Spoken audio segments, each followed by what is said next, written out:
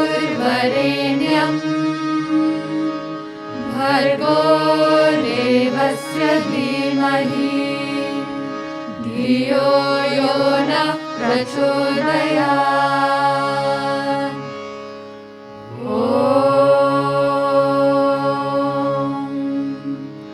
भूर्भुवः स्वः तत्सवितुर्वरेण्यं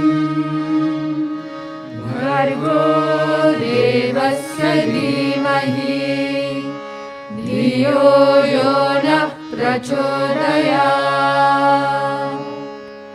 ॐ भूर्भुवः स्वः तत्सवितुर्वरेण्यं भर्गो देवस्य धीमहि धियो यो नः प्रचोदयात्।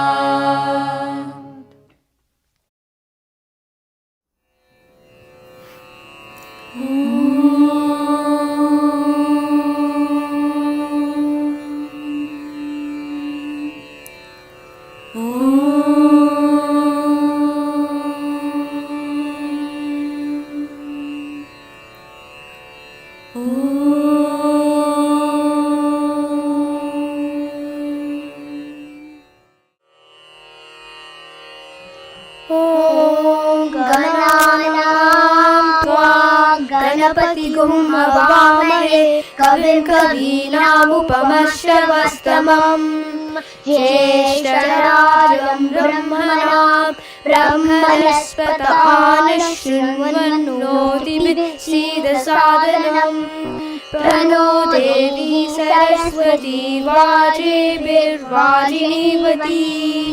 नीलामवित्रयवतु गणेशाय नमः सरस्वत्यै नमः श्रीगुरुभ्यो नमः हरिः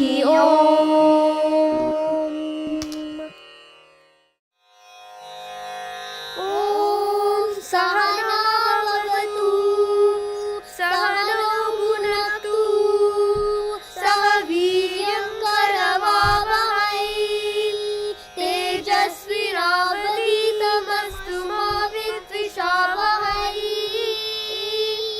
ॐ शान्ति शान्ति शान्तिः। यच्छन्दसां वृषभो विश्वरूपः छन्दोभ्योऽध्यमृताः सम्बभूव समेन्द्रो मेधया शृणोतु अमृतस्य देवतारणो भूयासं शरीरं मे विचर्षणम् जिह्वा मे मधुमत्तमा कर्णाभ्यां भूरि विश्रुवम् ब्रह्मणकोशोऽसि मेधया पिहितः श्रुतं मे गोपाय मेधा देवी जुषमानागात् विश्वासी भद्रा सुमनस्यमाना त्वया जुष्टानुगमाना दुरुक्तान् बृहद्वदेव विदते सुवीराः त्वया जुष्टऋषिर्भवति देवि त्वया ब्रह्मा गतश्रीभूतत्वया त्वया जुष्टश्चित्रं विन्दते वसुसानो जुषस्वद्रविणो न मेधे मेदाम इन्द्रो ददातु मेदां देवी सरस्वती मेदां मे अश्विना बुभावा दत्तां पुष्करस्रजा अप्सरासु च या मेधा गन्धर्वेषु च यन्मनः दैवी मेधा सरस्वती सामां मेधा सुरभिर्जुषतार स्वाहा आमां मेधा सुरभिर्विश्वरूपा हिरण्यवर्णा जगति जगम्या पूजस्वती पयसा बिम्बमाना सामां मेधा सुप्रतीकाजुषन्ताम् मयि मेधा मयि प्रजा मयि अग्निस्तेजो ददातु मयि मेधा मयि प्रजा मयि इन्द्र इन्द्रियं ददातु मयि मेधा मयि प्रजा मयि सूर्यो व्राजो ददातु हंसाय विद्महे परमहंसाय धीमहि तन्नो हंसः प्रचोदयात्।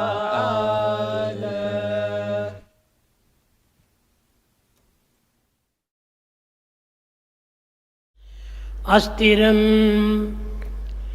जीवनं लोके अस्थिरं यौवनं धनम् अस्थिरं धारा पुत्रादि सत्यं कीर्ति द्वयं स्थिरम्. The life is temporary. The youth and prosperity also are temporary. The wife and the family, they're all temporary. But two are permanent. Truth and good name are permanent. ప్రేమ స్వరూపులారా, Embodiments of love. దైవాన్ని నమ్మితే ఒక్క మాట పైన చెప్పిన అన్ని మాటల పైన దాన్ని నమ్మాలి. We should follow God in total faith in whatever He says. నీకు ఇష్టమైనటువంటి దానిపైన నమ్మకము, ఇష్టం లేని దానిపైన నమ్మకం లేకుండా పోవటము అది సరైనటువంటి ఒక విశ్వాసం కాదు. You have faith if you like that, and you have no faith if you dislike it. Is not proper. ఒక చిన్న ఉదాహరణ, A small example. ఒక 10 సంవత్సరముల పూర్వము 10 years before, ఒక పెద్ద మనిషి an elderly person Sathya Sai Baba is God God God అని చెప్పాడు. declared that Sathya Baba is God, God. Sathya Sai బాబానే కాదు, ప్రతి జీవి ఎందుకు గాడ్ ఉన్నాడు. In fact, God is present in every individual. కానీ ఆ విధంగా చాటుతూ వచ్చారు. He went on declaring like that. తిరిగి తమ యొక్క అభిష్టమును కొంతవరకు విరుద్ధంగా మారేటప్పటికీ is not God, is not God అని చెప్పారు. The moment when his desires are not fulfilled, he said he is not God. Yes no రెండు చెప్పింది ఒకే నోరే. The same man declared yes and no. ఆనాడు ఎస్ అన్నాడు, He said yes then. ఈనాడు no అన్నాడు. Today he says no. అది నిజమా ఇది నిజమా? Is that true or is this true? ఏదో ఒకటి ఇందులో అబద్ధం ఒకటి ఉంది కదా. One must be false out of these two. కానీ ఏది అబద్ధము? What are lies? ఆనాడు చెప్పిందైనా అబద్ధమే, ఈనాడు చెప్పిందైనా అబద్ధమే. That which has been said then must have been blatant lie, or that what has been said ఇలాంటి now. రెండు పదములు చేరినటువంటి వానికి ఏ విధంగా భావించాలి? అది ఏ రాక్షస కృత్యం. The one who made contradictory statements is a demon. Yes అను వారికి ఎస్ అనురా, God says yes to those that say no అను yes. వారికి నో అనురా. If you say no, God says no. No ఎస్సులు నీ నోటికి గాని సాయికి సర్వం yes yes yes. Yes, no belong to you, your declaration, your feeling, but to Sai God, everything is yes. నాకు అందరూ మంచివారే, To Bhagavan, all are good. ఎవరు చెడ్డవారు లేరు. There are no bad people. కానీ But లౌకికమైన ఈ యొక్క నెగిటివ్ భావాలతో కూడినటువంటి వారికి కొంచెం మంచి చెడ్డలు విచారించుకోకుండా పోతే వాడి జీవితమే నాశనం చేసుకుంటారు. But from the worldly point of view, if you are not cautious of the negative behavior, you will be spoiling your life. కనుకనే మీకు కొన్ని చెప్పవలసి వస్తుంది. So Bhagavan had to teach you these things. నాకు అందరూ ప్రీతియే, Bhagwan likes all. నేను అందరినీ ప్రేమిస్తాను. Swami loves all. కానీ కొన్ని ఇలాంటి సందిగ్ధ అవస్థలు ఎందు మాత్రం వారికి నిశ్చ చెప్పాలి. But when we are confused, Bhagwan should choose to teach us. లేకపోతే మీ జీవితానికి చాలా ప్రమాదం ఏర్పడుతుంది. Or else you will be put to danger in your life. కనుక ఎవరెవరి డౌట్స్ వాళ్ళలో ఉండవచ్చును. You may have doubts. Doubts లేకుండా ఏ మానవుడు ఉండడానికి వీలు కాదు. No man can live without doubts. కాబట్టి ఆ డౌట్స్కి మీరు చోటు ఇవ్వద్దండి. So don't give scope for any doubt. అది ఉండినంత వరకు కూడా నిన్ను అనేక విధంగా అశాంతికి గురి వచ్చేస్తుంది. The doubt in you will make you restless, agitated. ప్రేమను మీరు పెంచుకోండి. Develop love. ప్రేమ మీ హృదయం నిండుకు పెంచుకున్నప్పుడే When there is love in your సర్వము heart, ప్రేమమయమే. everything will be full of love. ఆ ప్రేమముని దగ్గర ద్వేషం అనేది ఉండదు. Where there is love, there is no ద్వేషం hatred. లేనప్పుడు క్రోధం అనేదే రాదు. When there is no hatred, there is no క్రోధం అనేది anger. లేనప్పుడు ఈ హింసలే పానుకుంటారు. When there is no anger, there is no violence. కనుకనే దేర్ ఈజ్ విశ్వాసం అనగా కాన్ఫిడెన్స్ ఉంటుందో అక్కడనే ట్రూత్ వస్తుంది. Where there is confidence, there is truth. Where there is truth, Where there is truth, there is peace. there is peace. Where there is peace, Where there is peace, there is bliss. there is bliss. Where there is bliss, Where there is bliss, there is God. there is God. కనుకనే మొట్టమొదటి విశ్వాసాన్ని పెంచుకోండి. So first, we should cultivate faith. ఆ విశ్వాసమే లేకున్నప్పుడు ఎంత ఉండి ఏం ప్రయోజనం? Without this faith, what for is the human life? అందరినీ నమ్ము, తప్పు లేదు. There's nothing wrong if you believe కానీ everybody. దైవభావంతో నీవు విశ్వసించు. But have faith with the divine prompting. ఆ దైవభావంతో విశ్వసించినప్పుడు సర్వము నీకు దైవత్వంగానే కనిపిస్తుంది. With the spiritual promptings, everything would be divine. మనసులో ఒకటి, మాటలో మరొకటి. Thought is one and that which is said is different. ఇది కాదు, సరైనటువంటిది కాదు. It's not proper on your part. మనసు యందు ఒకటి, మాట యందు ఒకటి, క్రియలో మరొకటి. The thought is one, that what is said is different and action is altogether opposite. కనుక మూడు కూడా విరుద్ధమైనప్పుడు దానికి కేవలం రాక్షసత్వమే అవుతుంది. When thought, word and deed are at variance, మూడు it is చేరి ఒకటి demonic కావాలి. nature. అది ఏ త్రిపుటి అన్నారు. There should be perfect unity and harmony in thought, word and deed.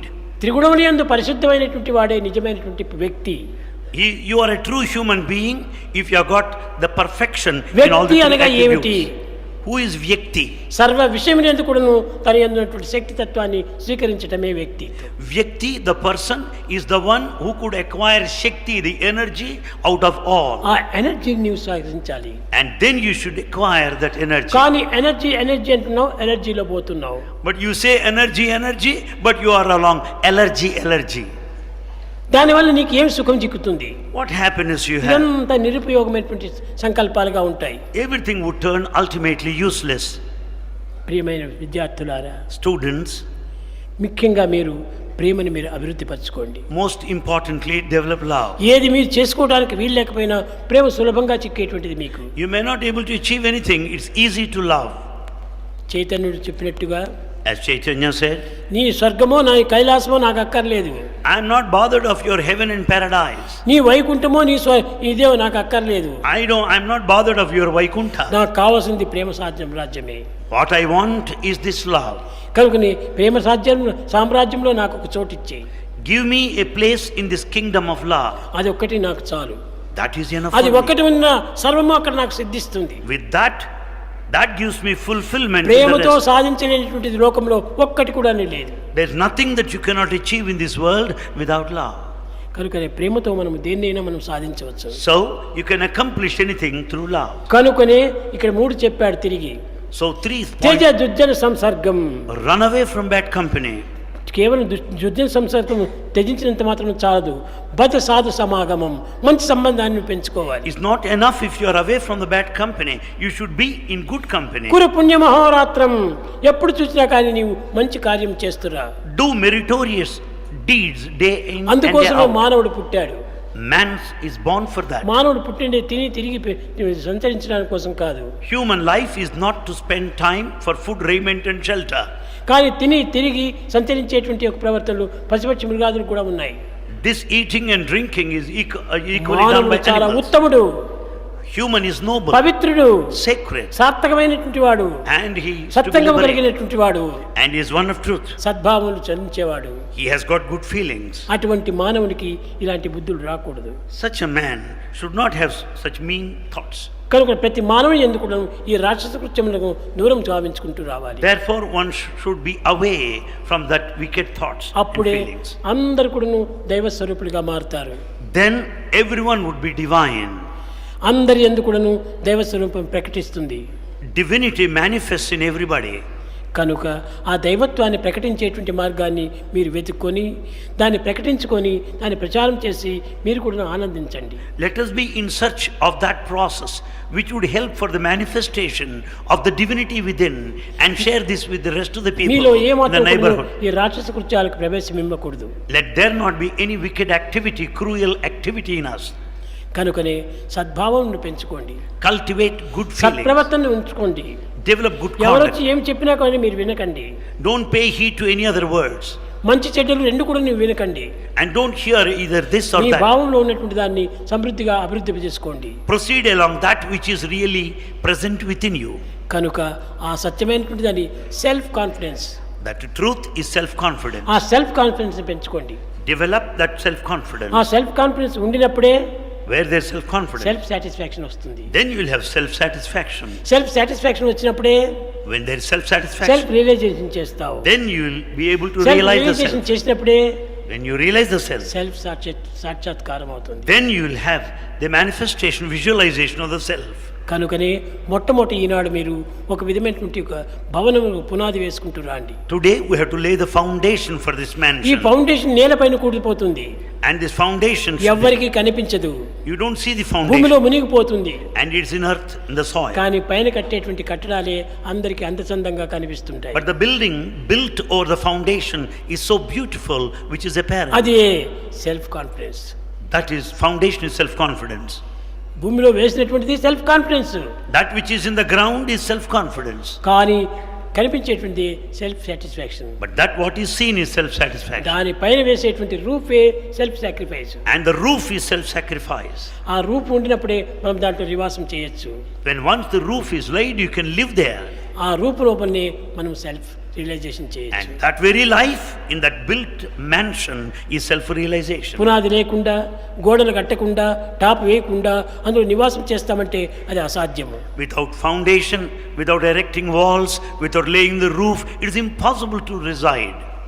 కనుక మీరు ఈనాటి నుంచి ఫౌండేషన్ నుంచి భద్రం చేసుకుంటూ రండి. From this day onwards, we should lay the strong foundation. Start early, drive slowly, reach safely అని చెప్పింది దీనికోసమని. That's why Bhagavan said, start early, drive slowly, reach safely. మీరు మంచిగా జీవితాన్ని రీచ్ చేయాలి. You should lead your life in a పవిత్రమైన perfect, జీవితాన్ని మీరు ప్రపంచానికి కూడా చాటాలి. and you should share your sacred life with everybody. ఎవరి దగ్గరికి పోయినప్పుడు కూడా ఏమనుకుంటారో అని మీరేం భయపడకండి. Don't go by the consideration what would others think of you. పోనీ అందరి దగ్గరికి పోయి గుడ్ మార్నింగ్ గుడ్ నైట్ అని చెప్పి అంటుంటారు. We go on saying good morning, good night to ఈ everybody. Good morning good night అనేటువంటిది మంది కాదే. ఇది This good morning, good night is not ours, truly. నమస్కారం అండి అనండి, ఎంత ఆనందం అవుతుంది. Say namaskara, you will be very blissful. ఆ నమస్కారం చెప్పడం కూడా ఈనాడు చాలా బరువు అయిపోయింది. And today we don't feel like doing namaskar. పిల్లలు ఈనాడు మొదలు నుంచి కూడాను తల్లిదండ్రులను గౌరవించండి. From this day, all students should love their parents, respect them. తల్లిదండ్రులను ప్రేమించండి. You love them, తల్లిదండ్రుల ప్రేమకు గురికండి. and you be the recipients of their love. తల్లిదండ్రుల ప్రేమను అనుభవించినటువంటి వ్యక్తికి భవిష్యత్తు లోపల చక్కని పవిత్రత ఉంటుంటుంది.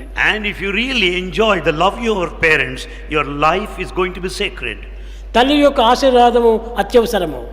And the blessing of the mother is తల్లుల మనసును essential. ఎంత బాధ పెడతారో ఆ పిల్లలు కూడా జీవితానికి అంత బాధకరంగా ఉంటుంది. If your parents suffer, you are going to suffer in future. కనుక నీ తల్లిదండ్రులకు ఏమాత్రం కూడా బాధ పెట్టకండి. Never make your parents suffer. వాళ్ళని ఆనంద పెట్టి You make them మీరు happy. కూడా ఆనందపడినప్పుడే మీ బిడ్డలు తిరిగి మీకు ఆనందాన్ని అందిస్తారు. When you make them happy, and when you are happy in turn, your children will make you happy. కనుక మీరు ఒక ఆనందాన్ని అందించి ఆనందాన్ని తిరిగి పుచ్చుకోండి. Therefore, share this happiness with everybody and receive కేవలం happiness from ఇచ్చుకోవడం all. మాత్రమే కాదు, పుచ్చుకోవడం కూడా జరగాలి. Not simply giving, you should also this is receive. Not one way traffic, give and take, give and take. It's not one-way traffic, it's two-way traffic, by channel, give and take. కనుక నీ జీవితాన్ని సార్థకంగా గావించుకోవడానికి మంచి మాటలు మాట్లాడండి. and speak well so as to redeem your lives. మంచి చూపులు చూడండి, Have good looks, మంచి పవిత్రమైన విషయాలు వినండి, listen to sacred things, పవిత్రమైన జీవితాన్ని గడపండి. lead a sacred life.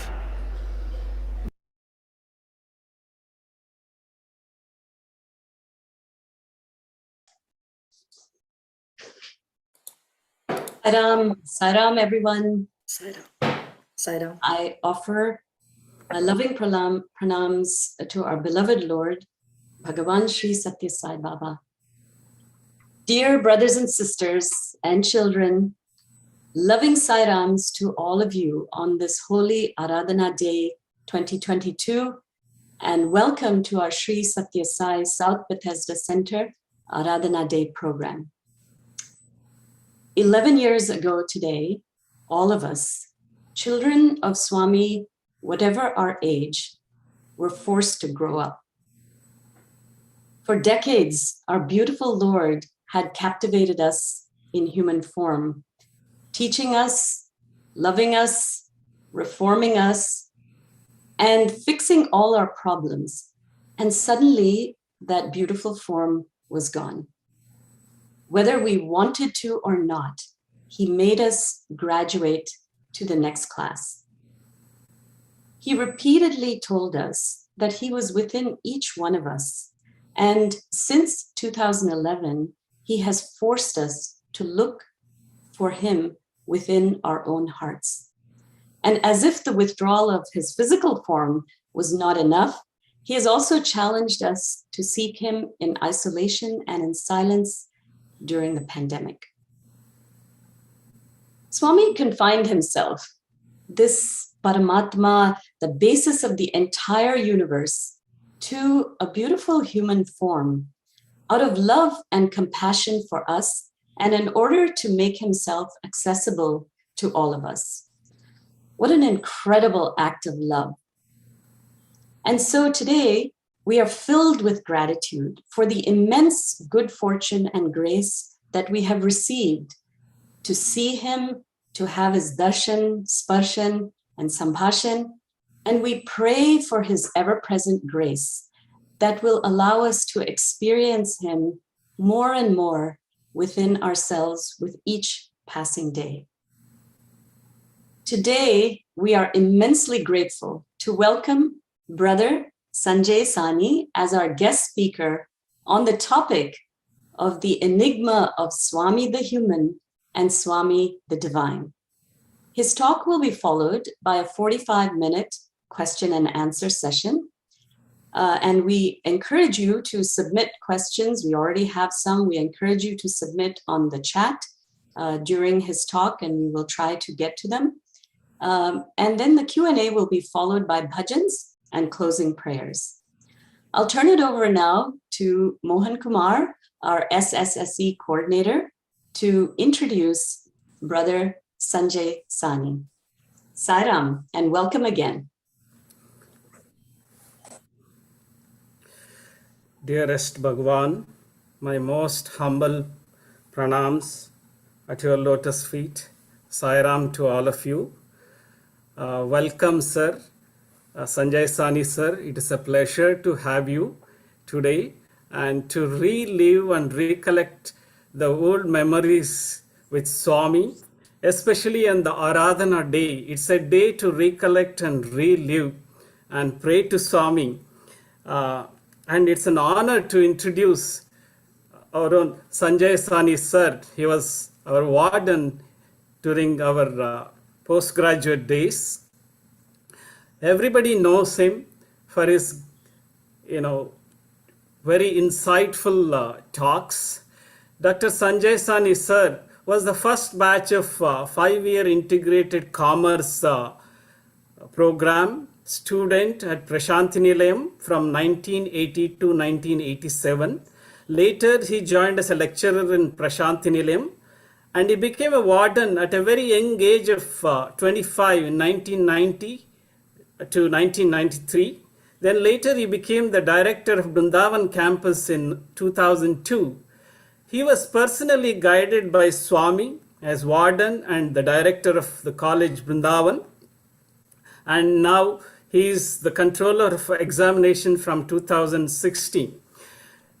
Many of us, as we have lived with him, many of us recollect him, and we have learnt a lot of watching him and his interaction with Swami. The one thing all his classmates and students, I can also say that he had a total attention on Swami, and his remarkable ability to watch Swami's every action and pay attention to every word of Swami, and then to follow Swami's word implicitly without interpreting for our own convenience or circumstances. Many of his classmates say nothing could come in between him and Swami. He followed all the rules, regulations, and discipline of the hostel as a student to earn Swami's grace. And one of his classmates said, in one word, Sanjay Sani means discipline. He is an example for discipline.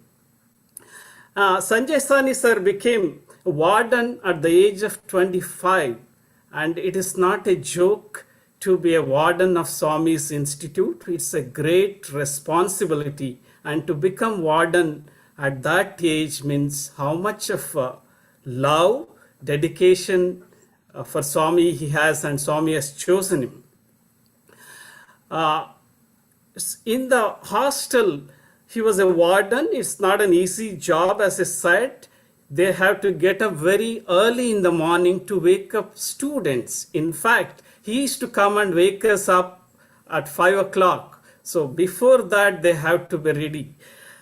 This is to go for Suprabhatam. And he once famously said in Dharmakshetra, he himself has narrated and Swami has acknowledged, prayer is man's only strength and God's only weakness. And that is why probably they used to wake us up so early in the morning and make us pray.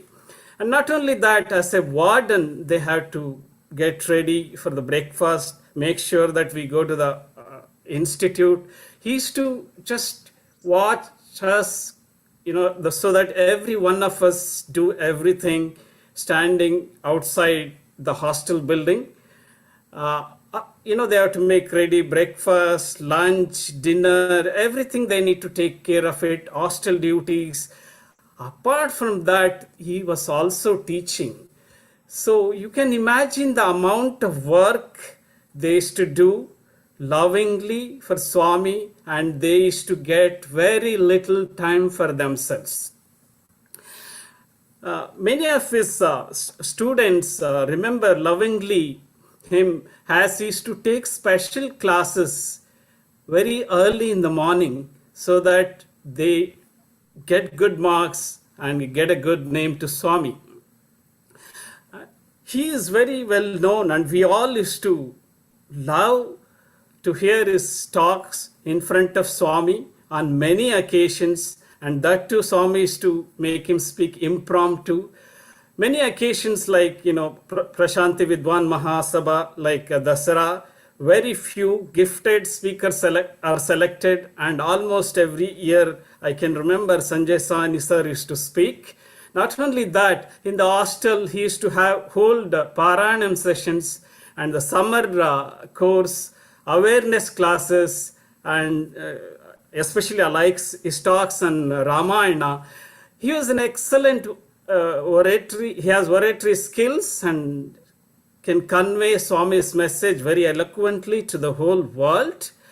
And then he used to speak so intuitively, giving spiritual insights and then messages, conveying in very simple words. In fact, his talks are thought-provoking, bringing spiritual significance. Each of his talks are very new, fresh, and unique. And his talks are not just talks, they're come from the experience and the way they lived with Swami and what they have practiced. So without much ado, to listen to Sanjay Sani sir once again, welcome you. Sairam sir, over to you.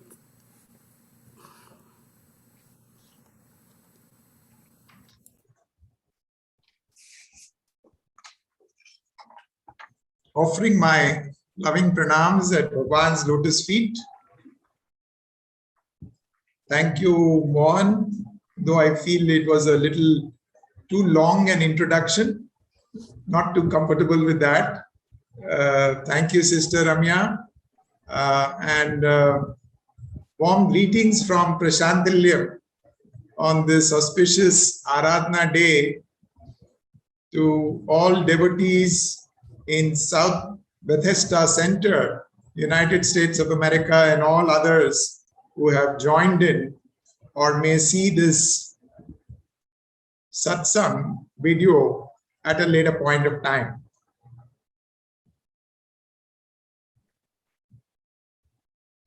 In Indian culture, there are three fundamental pillars which are literally the cornerstone of Indian thought and belief. The first is belief in avatar. The second is the theory of karma. And the third is reincarnation. So today I thought I will focus on the first of them and relate it to Swami, whom we had the fortune of interacting with, seeing, talking, living with in our own lifetime.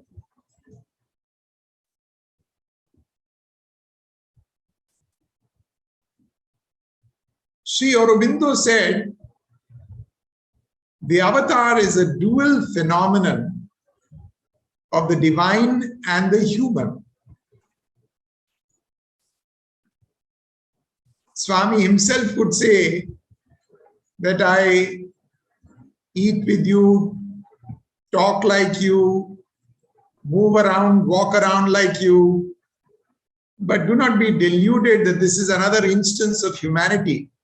At any point of time, my divinity may be revealed to you. How do you relate to someone whom, as he mentioned to one of our devotees, Mr. Iradi, who was part of our Prashanti Bhajan group. One day, Swami was talking to him with his mother in the interview room, and he said, whenever I see any individual, 1,000 lives before and 1,000 lives to come, apart from this life, they are available to me in half a second. He's seeing it and knowing everything about that soul. He talks to you as if he knows nothing and asks, simple questions like, where have you come from? What is your name? And, questions like that.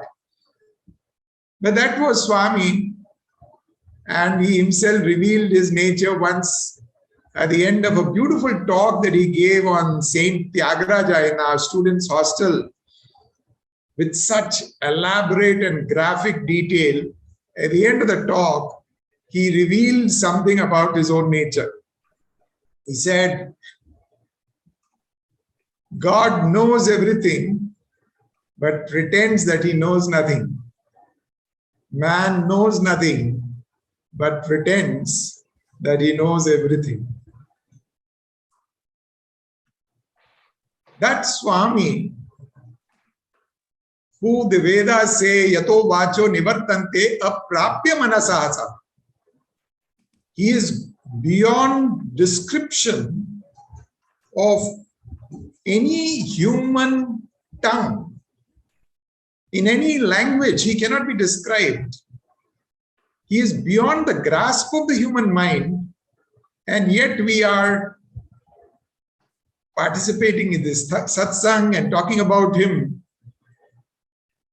What gives us that confidence to do so? And in this context, I'm reminded of a little conversation Swami had with a schoolboy in Trai Vrindavan one evening. Swami was trying to persuade him to speak to the gathering there with students and the faculty. And the boy was very shy, he was very reluctant, he was trying to wriggle out. And then Swami made this beautiful statement.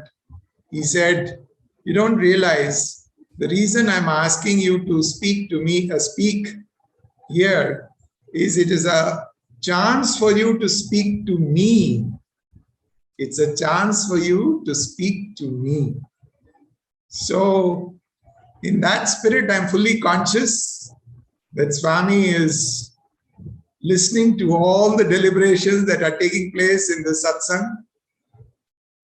And he is, even though invisible, but sitting at 1.1 position to listen to what his devotees are thinking about him and talking about him. It's our fortune that we have this wonderful opportunity, and in the pandemic times, irrespective of the other challenges that we have had, but there's one thing which is multiplied manifold worldwide, is this virtual mode of satsangs and contemplations on Bhagwan. Why should we contemplate on him and on his life? One message comes from the Gita. Lord Krishna says, "Janma karma chame divyam yo vetti tattvataha tyaktva deham punarjanma naiti mameti so Arjuna." He addresses Arjuna, and Arjuna is literally a representative of all of us. His other name was Partha. Partha, Swami would say, is Prithvi Putra. So we are all children of Mother Earth, and therefore Arjuna was our representative. And this is the message Lord Krishna gives to him. And he says that those who understand the divine nature of my advent and my activities, I assure you, when they give up the body, there shall not be any rebirth for them. So this contemplation on the life of Bhagwan is not just a simple activity. If we focus on it with concentration and imbibe the spirit in which the whole satsang is organized, focused only on Bhagwan, it has a liberating influence on the mind, which is all the time being dragged into the attractions of the world. I recall at this juncture, Mr. John Hislop. He was the president of Sri Sathya Sai Organization, United States, one of the earliest foreign devotees to come to Bhagwan's lotus feet. He was speaking to us one day in the moral class in the university here when we were students, and he shared this conversation with Bhagwan. Swami, he said, was speaking about his avataric mission, and he said the avatar is like an aeroplane. And the aeroplane is seen on the ground for some time. People may mistake it to be a terrestrial vehicle, but that is not the real purpose why the aeroplane is in the airport. The aeroplane has come that all those who are ready and those who have the ticket, they can board the aircraft, and then the aircraft will go up into the air and it will take them high into the skies. So that is the purpose why the aeroplane has come. And Swami said the avatar is like that. He comes to take those passengers who are ready for takeoff with him. And Mr. Hislop got a doubt. He said, Swami, in an aircraft, there are only limited seats. And Swami said, yes, Hislop, it is only at any point of time a limited people who will have that inclination to take off with the Lord.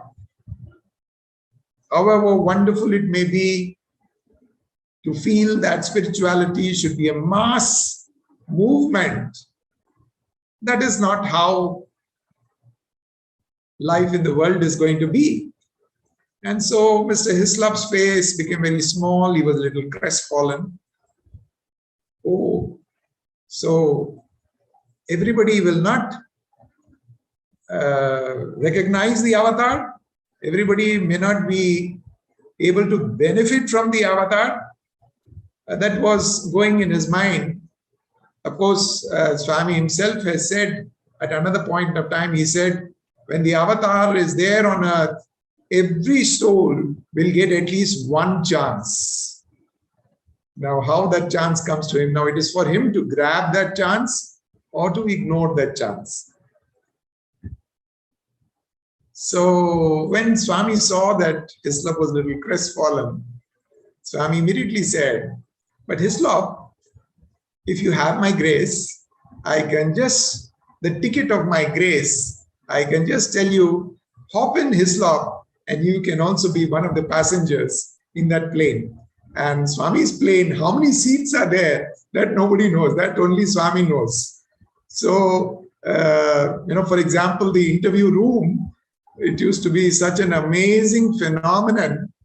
I remember when we were in our third UG, Swami called all the final year third UG students and the final PG students in that small interview room. And can you believe it? We were 83 of us sitting in the small interview room and the inside interview room with Swami. It's something unimaginable to even imagine that that was possible.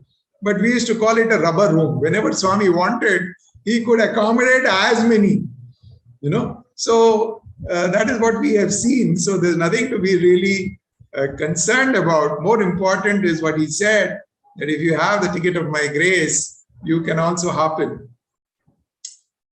So, as I said, the purpose of the theme of my talk today is Sai the human and Sai the divine.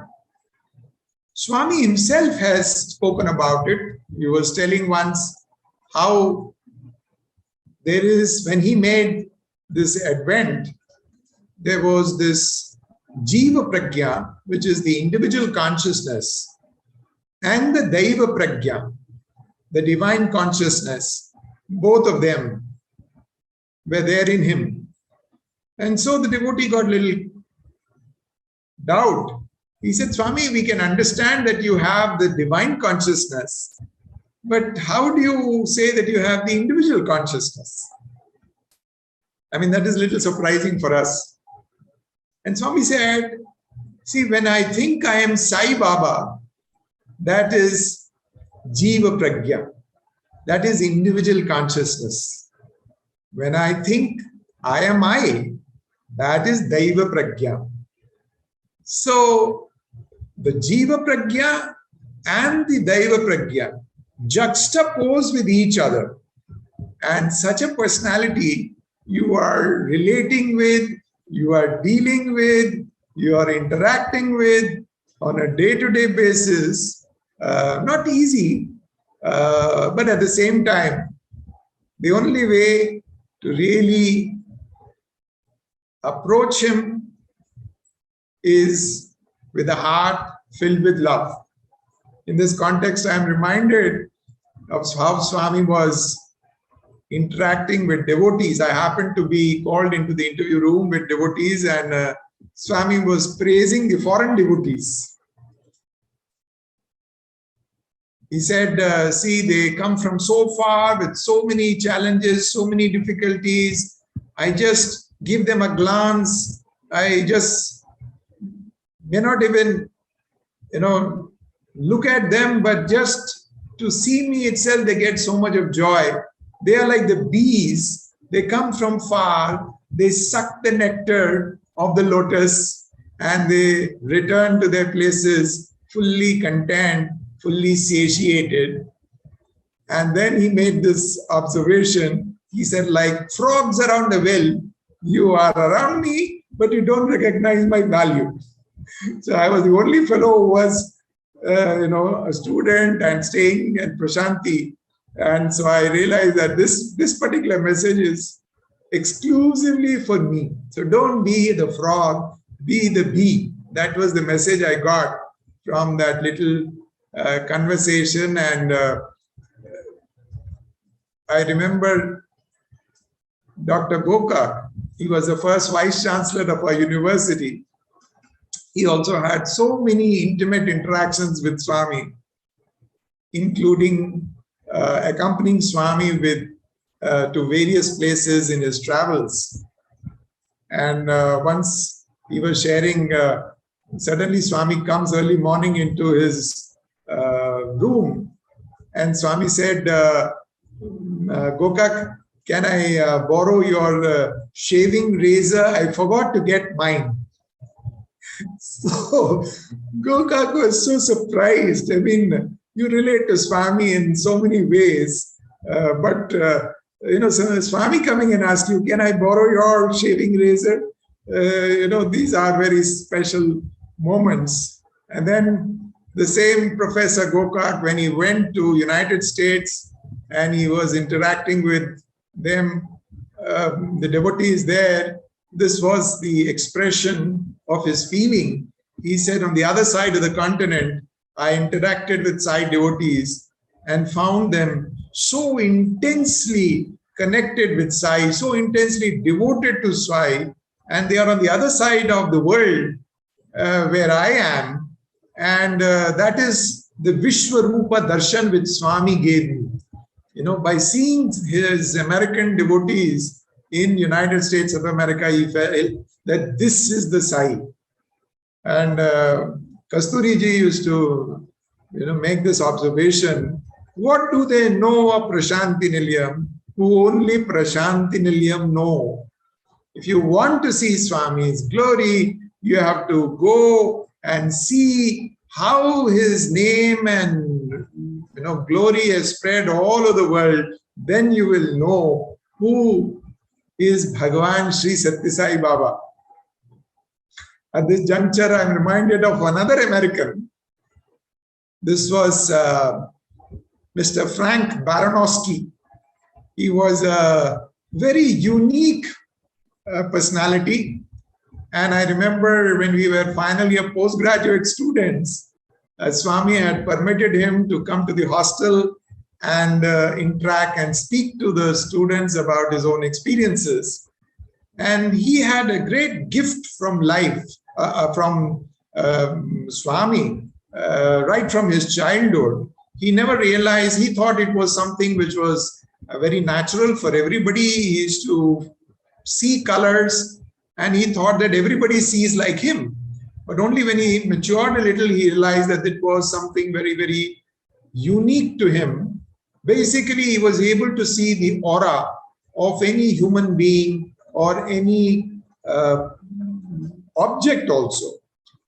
And in that particular talk, apart from describing the aura of Swami, he showed us beautiful slides which Kirilian photography had captured. For example, he showed the leaf on a tree and it was captured through Kirilian camera, and we could see that aura of that leaf. And then he showed another slide. Apparently the leaf had been torn away from the branch of the tree, but the aura of the leaf was still there. And he said, see, look at the aura of the leaf. Even though the leaf is separated from the branch of the tree, the aura still remains with the tree. And he said, this is the insight which, we got, and the understanding which it brought. For example, in World War II, there were many of these prisoners of war who were injured, and they were being, treated, and some of them had their legs amputated. And when they would say that, please cover me with the blanket, and the family members or the nurses would be covering, they said, no, cover me from the edge of the bed. I feel still cold. And everybody would wonder, there's no leg there. Where is the question of they feeling cold? And then when this Kirilian photographs came in, he said, then only we realized that though the leg was no longer there, the aura of the leg was still there. And that is what, made them feel like that. And Mr. Baranowski then made a very unique experiment. He called out 3 members from our audience, and the first person was a young 8th class student, and he said, think of something which makes you happy. And he took out from his pocket a small device, and whereas the boy closed his eyes and started thinking about, he himself suggested, there's nothing which can give you more happiness than Swami's thought. So think of Swami. So that device was in its normal state. The moment he brought it near, maybe 2 inches, it got deflected. He said, see, this is the proof that the device has entered the energy zone of that individual. And then after a few minutes, when this boy was thinking of Swami, he carried that a little away, and we found that maybe 1 or 2 feet away, the device was still deflected. So he took it to 2-3 people, and in the third case, it extended for a very long distance. And that was a proof that just by thinking of Swami,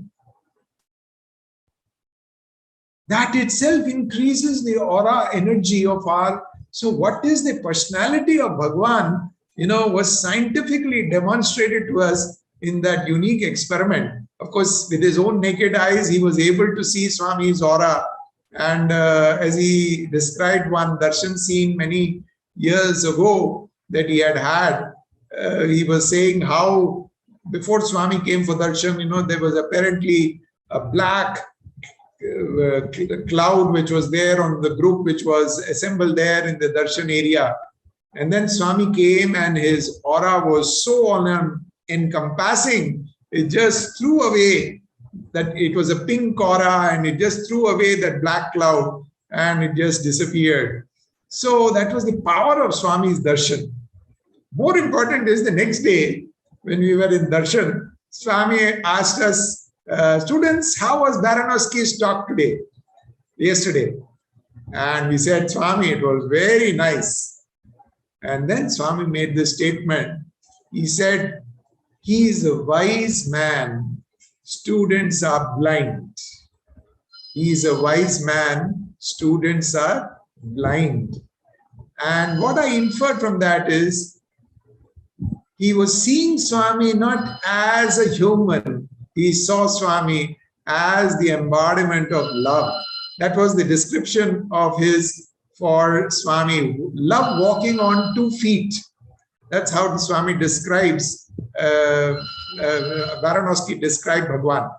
So, whereas we see Swami, but we see him as a human. We are not able to see that divine form, the embodiment of love that he was, except on occasions when we felt it intensely in our heart.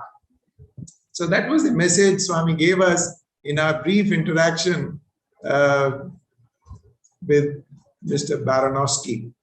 So Swami himself has said, see, I can transform the sky into the earth into sky. One day he was speaking to students, he said, I can transform any one of you. He was speaking to boys. He said, I can transform any one of you from a boy into a girl, and then a girl back into a boy. So do you want a demo? he went, and then our Vice Chancellor, Saraf Sir, was there, and he pointed to the treasurer, Mr. I.J. Naidu, who was sitting in the first row next to him. He said, Swami, you can demonstrate on him. So it was a little comic conversation at that point of time. And then Swami said later.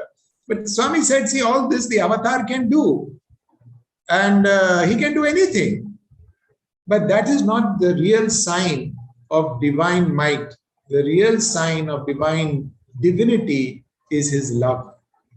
And that is what, a few minutes ago, we heard Swami exhorting all of us to exhibit and practice that love in our own lives, because that is the divine nature in us. And when you practice it, you manifest it.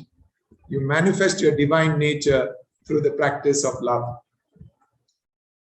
Having said this, I may say that with Swami, at any point of time, it could be a very casual moment, a very intimate moment, and suddenly there would be a flash. As he said, any moment my divinity may be revealed to you. So this was one evening, we were in Kodaikanal with Swami, and it was the turn of Jindrani to speak that day evening in the devotees meeting. So that meeting got over and we returned to the drawing room of Sai Shruti, which was Swami's residence in Kodaikanal. And it was a very intimate, happy, relaxed setting. And in a very casual and jovial manner, Swami asked Jindrani, how old are you? And we were very surprised by her response. She said, Swami, I am 4 months younger to you. Not many people will be able to speak to Swami like that, but this is how she related to Swami. And so we all broke into spontaneous laughter, and Swami also could not help smiling and laughing. And then the laughter died down. And there was silence. And then came these words from Swami. He waited for everybody to get over this jovial atmosphere which had just been created. And in that silence came these words. He said, Jindrani, you're not younger to me. You are younger, 4 months younger to this body. I am ageless. In that fraction of a second, suddenly Swami transported us to a very different dimension. And we realized that Swami was not the Swami sitting, who was sitting in front of us. He was a different phenomenon.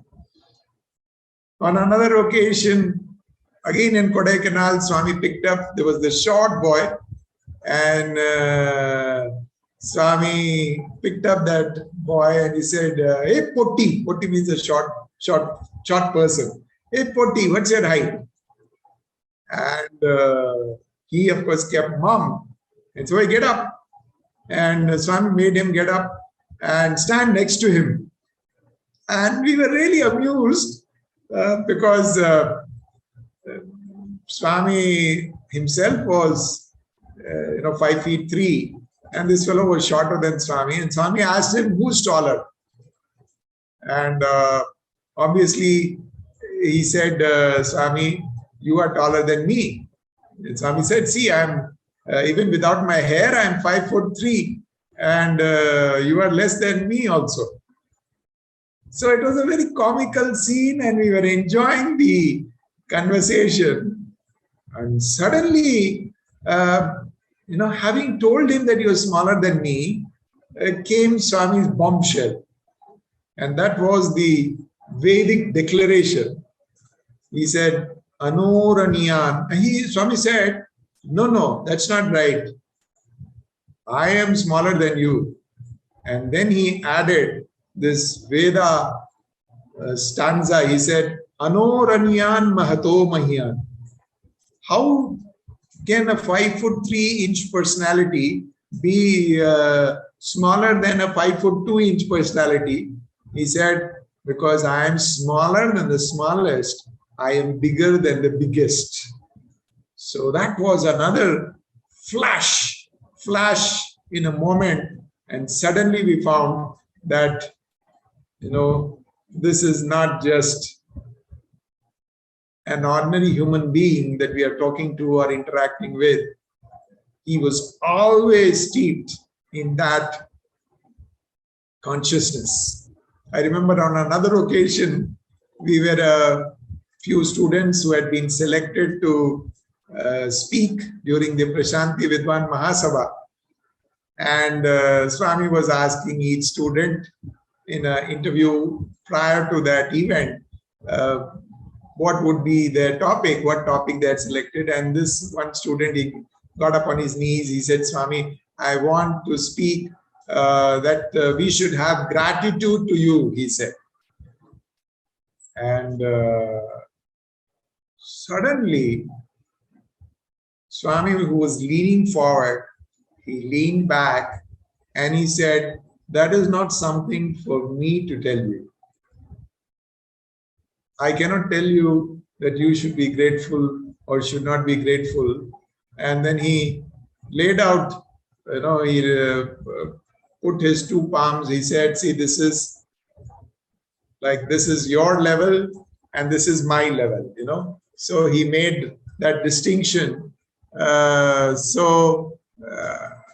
Immediately we felt he had gone into some distant horizon, though we were sitting just 2 feet next to him. So there were always those glimpses of divinity, and the reverse also would be there. And this is an experience of one of our teachers in Vrindavan.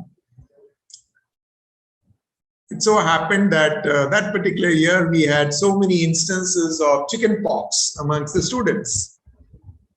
And it started sometime in the early part of the semester, maybe June, July. And, the infection spreads from one to the other, though we isolate them. And so throughout the year, we kept on having these chickenpox cases. So much so that the month of March, which is a month looked forward to in those days by Vrindavan students, because that would be the month when Swami would visit Vrindavan. And we had chickenpox cases still going into that month. In fact, the chickenpox boys started praying, sir, we are praying that nobody else should fall sick now, because if they get sick now, then they will lose the chance of Swami's interaction in Trai. But it so happened that some students did fall sick, and usually they would be housed in the second hostel, which is next to the Walter Cowan block, which is their hostel in Vrindavan. So that isolation would take place. But because Swami was coming and that hostel would be then allotted for accommodation to the devotees, so there was no place to accommodate these students. So they were then housed in the college. So there were some guest rooms in the college, so they were kept there. And it so happened that this teacher happened to visit this boy. Swami had already come and our Trai sessions had started, and we were all having a wonderful time interacting with Swami and Trai. And this teacher went to meet this chickenpox boy. Some of the teachers who didn't have chickenpox earlier would avoid, but if you have had that infection, then usually you don't catch it again. So he had gone to meet that student, and that student was, of course, missing Swami, and he requested that teacher, sir, can you give this letter of mine to Swami? Now, that is indirect transmission of letters is something which Swami would not advise the teachers. And so he knew that Swami may not appreciate his taking the letter, but looking at the predicament of the boy and how he was feeling, he couldn't tell him no on his face. So he took his letter. And then he was wondering what to do. So next day morning, early morning when he gets up, he was having the letter next to him on the table in his room. And he thought to himself that Swami has said that if any devotee writes a letter, immediately the message has already reached Swami. So the message has already reached Swami, and Swami has already told us that we should not become postman taking letters to him. If anybody wants to give, let them make their own attempt in darshan line and do it their own way, or send it by registered post or whatever. So he was wondering that Swami, the message has already reached. So now I cannot give this letter physically to Swami.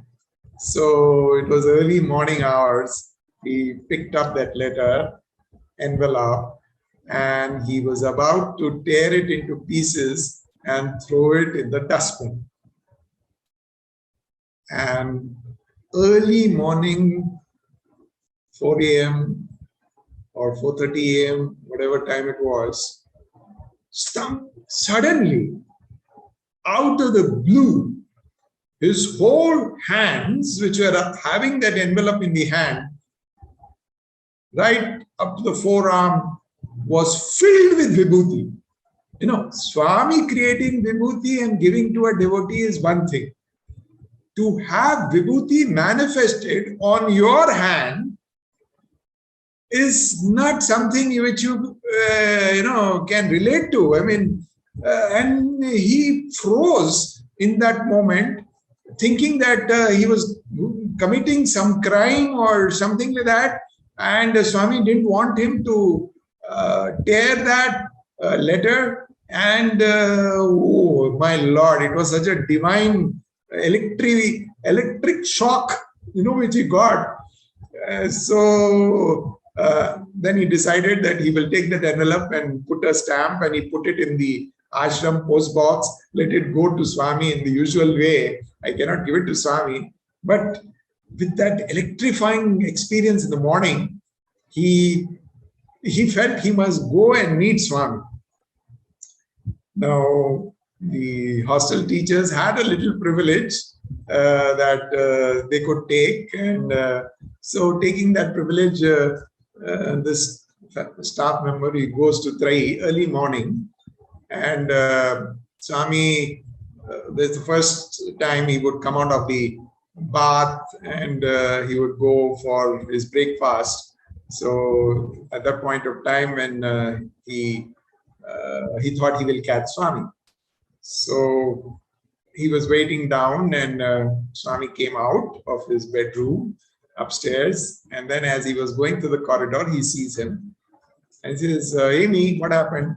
So he runs up, and now he is speechless. He doesn't know what to tell. How to tell Swami that Swami, that boy had given a letter, and I was about to tear it, and I about to put it in the dustbin, and this vibhuti manifested, and you have done this. And Swami, you are God. He was in that electrifying experience, but he didn't know how to tell Swami. So to start a conversation or to get out of that inconvenient, awkward moment, he said, Swami, today is Sunday. This was the first sentence which came up. And Swami said, Amy, what is that? I didn't catch it. And as if, Swami was saying that I didn't hear what you said. So he took his ear a little more closer to him. And this faculty, now with a little louder voice, he said, Swami, today is Sunday. And again, Swami said, no, I'm not able to hear you. And now this person was shouting at the top of his voice in the trai, outside Swami's bedroom. He is shouting, Swami, today is Sunday. And Swami said, I had bath and the water has gone into my ear. I'm not able to hear properly. We will talk later. And that fellow, that faculty who was, in such an ecstasy, they would do, Swami, you are divine. And, I had this electrifying experience in the morning, and suddenly he's brought to, ground zero. And Swami saying, I'm not able to hear you. And, with that conversation, he returns to the hostel. But the reason why I narrate that is a very specific reason and understanding which I had from that. See, no doubt Swami would give us many occasions to get a glimpse of his divinity, but he didn't want us to put him in a pedestal and feel that he is a class apart and we are, some low-grade, beings. He always wanted us to relate to him, human to human, heart to heart, love to love. So when he was in that, Swami, you are divine, divine. Suddenly Swami put up this little human drama, brought him down. Hey, don't think like that. You just see, I'm not able to even hear you because the water has gone into my ear, and brought him to ground zero, So he wanted us to relate to him at a human level, because as he said, if I had come as Narayana, with the 4 arms, you would have put me in a museum. And for people who come to see me, you may have even charged, some ticket fees from them. And if I had come as a normal human being, you would not have recognized, you would not have cared for what I am or what I have come to convey to you. And that is why the avatar has to come with a human frame, just like any one of you, but with super wisdom and super power, so that you can benefit from the presence of the avatar. So in our intimate relationship with him, we had that wonderful opportunity to relate to him as a human. And in fact, when I was the warden, I had so many occasions, either it was the students' experience or my experience or our experience together with Swami, to see how he was divine and yet so human. I remember I was a young teacher in the college. This was even before I became the warden. And one day Swami was, speaking to all the teachers at Prashantliam campus of our university. And he was telling that, you give importance to so many subjects, but I want that you give importance to my subject, and my subject is discipline. So just as you give to your respective subjects, you must give importance to my subject as well. And then he gave an instance. He said, see, for example, a student comes late to your class. What do? You say, okay, come in. And so the student will never learn. He says, one day you send him out, immediately he will, that is the chancellor speaking. So he said, one day you send him out, immediately he will come around. So this was a talk which Swami had given, and some tips he had given to all of us, young and old teachers. And sure enough, a few days later, I was taking the first period after lunch in the college, and the student came a little late. So thinking that there could be some genuine problem that the student has, I asked him, why are you late? And he said, sir, I have no reason, I am late. I said, if you have no reason, then you're too early for the next period. Go to the library, come back when the bell rings for the next period. So I sent him out of the class. And that evening, I was sitting in my room, and the student comes running to me, and he says, "Sir, you complained about me to Swami today." I said, "I complained to Swami," because I was not able to relate to what he was saying. He said, "Sir, I was in my darshan line, and Swami came near me, and he said, hey, today you went late to class, and your teacher sent you out." And that boy was thinking that how did Swami come to know? It is my teacher who has complained to Swami, and that is why Swami has hauled me up on the darshan line. So he came to tell me, he said, "Whatever I had to tell you, I have told you personally. Why should I tell Swami about it?" So that was a revelation for that student. Oh, that means even if my teacher doesn't tell Swami, Swami knows everything. So that, that divine moment, revelation came to him at that moment. And for me also, it was an acknowledgement card that I received from Swami, because Swami had given that suggestion, and this was his acknowledgement. See, I know that you have followed my instructions, and he gave me the intimation also that I know that you took that action, and I'm very happy about it. That was the message that I got. So both of us got our own messages, but that was how it is. One day I remember Swami was speaking to me. I was one-to-one with Swami, and he was telling, the students. One thing with Swami was he always wanted his students to look like a Sai student. See, first you pretend to be a Sai student, then you tend to be a Sai student or a Sai devotee, and then you end up being a true Sai student or a true Sai devotee. But you have to start, from basics. So Swami used to be very particular, especially boys. They should be well groomed, they should have a haircut, they should have shaved properly.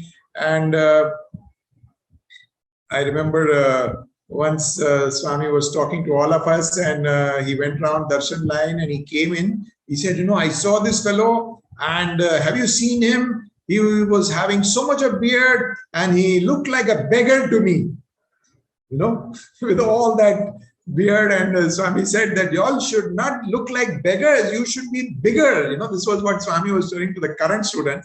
That boy had passed out and he had gone. So this was what Swami expressed. There's another very interesting dialogue which took place between two students. And they were conversing. See, Swami keeps telling us that we should not have beard and the like, but Shri Baba himself sported a beard. This is what one student expressed. And the other boy, suddenly at that point of time, he was so overwhelmed with love.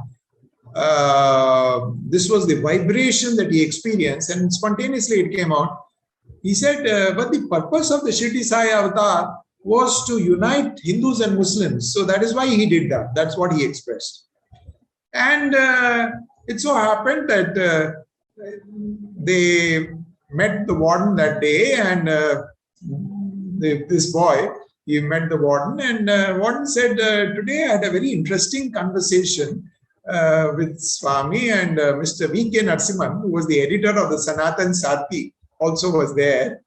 And Swami was speaking about, see how every avatar, their face will shine like the moon, and it will be so clean, and it will be glowing." And he was describing Sri Rama, and suddenly out of the blue, V.K. Narasimhan interjected. He said, "What about Shri Baba, Swami? Shri Baba had a beard, your previous incarnation." And now this boy was very, very curious to know, because that same conversation has taken place that very day in their own room in the hostel. So he asked her, "What did Swami say?" And this is what the warden told. He said, "Swami said that the purpose of the Shirdi Sai avatar was to unite Hindus and Muslims. So he was always, sort of having features of both Hindus and Muslims, and this was something which he adorned on his personality, physical personality, so that the Muslims could relate to him and identify him easily. And that brought them closer to him, and they thought that he is ours. So that was and the boy was so dazed to hear. And the crucial point is that when he had the same thought and expressed it, he was so overwhelmed with love, vibration at that point of time. He felt Swami's love, that that was the thought which he got. And the insight which I got from that experience is that when we are inspired by that love, which Swami speaks of here also in today's message, Swami was speaking about love, and he said love is selfless, love is fearless, and he also has said in the past, love is changeless. It is not dependent. You are following Swami's words, Swami is very, very happy with you. You're not following Swami's words, that is definitely a loss for you, but Swami's love for you is equal. It is not, it doesn't go up and down with the waves of the sea. So that is that changeless love. And anytime you make a U-turn, immediately you will experience that love. So one day Swami was telling hostel, the boys are having so much of long hair and all that. Tell them strongly, he said. And so I thought to myself, and at that point of time, I used to have a little more hair. And when I was looking at my face in the mirror, I felt there was a little tuft of hair, which I felt was a little too long, and it was falling on my forehead. So I thought, before I tell the students, I should, first practice what Swami has asked me to convey to the students. So I took a little scissor and I chopped off a small inch or two from that hair which was falling on my forehead. And that evening, Swami again called me for the interview, and he asked me, "Hey, you chopped off your hair a little, huh?" So, see, imagine such a small thing, but Swami, by reinforcing, and Swami was very delighted to note that. So, that this fellow got the message right, So, that was what I gathered, that Swami wanted his teachers always that, they should be the role model for the students. Not that we are perfect, we are still striving to be, the real role model for all of us was Bhagwan himself. And to emulate Bhagwan is a lifetime assignment. But every step you take in that direction is a direction towards Sai, and he is waiting. Little steps also take. I have experienced in my own life how he would see to it that he recognizes it, he appreciates it, or sometimes he chides you also for it. I remember I was a young teacher. It was the time when the first summer course was to be held in Vrindavan, 1990, and the warden had sent me a little early to receive the Patti students who were coming a little earlier, and the Vrindavan warden had said that if there is some teacher from Prashanti, then we can take Swami's permission and admit them in the hostel. So I was deputed by the warden. The summer course was still a few days away. And finally, I was asked one day before the summer course, I was asked that you also take care of the new admissions. So I was busy. The new students were to join today. Next day, the summer course for all the campuses of our university students would start in Vrindavan. And so I couldn't go to Sai Ramesh Hall from the hostel for darshan. So Swami came out, and I just came out of the hostel. I was near the steps at the entrance itself, and I was having darshan from there. And Swami came amongst the students, the devotees, and then he just walked down towards the hostel. And next to me was two Sevadar. And he came into the entrance. The Sevadar, of course, stayed back. I just followed Swami, and then Swami entered. and he turned to the right corridor, and we were in front of the warden's office. And suddenly, Swami made an about turn, and he said, "Hey, your hair is, you need a haircut. So many new students are coming today, and teachers look like this, you're not setting a proper example to the students." So he gave me a dressing down, and that is something again which I find so beautiful in Swami. If Swami was really unhappy and annoyed, he was definitely unhappy for the simple reason that, see, here is somebody who's in charge for admitting new students. They have no idea about what is the expectation from a student. So the teachers have to reflect that what is expected. And here this fellow is having so much of hair, so I just followed Swami, and he had basically come to see the rice room and the stock of rice consignment which had come for this summer course, and I walked behind him. And that is one thing I learned from Swami, that when he scolds you, you don't sulk.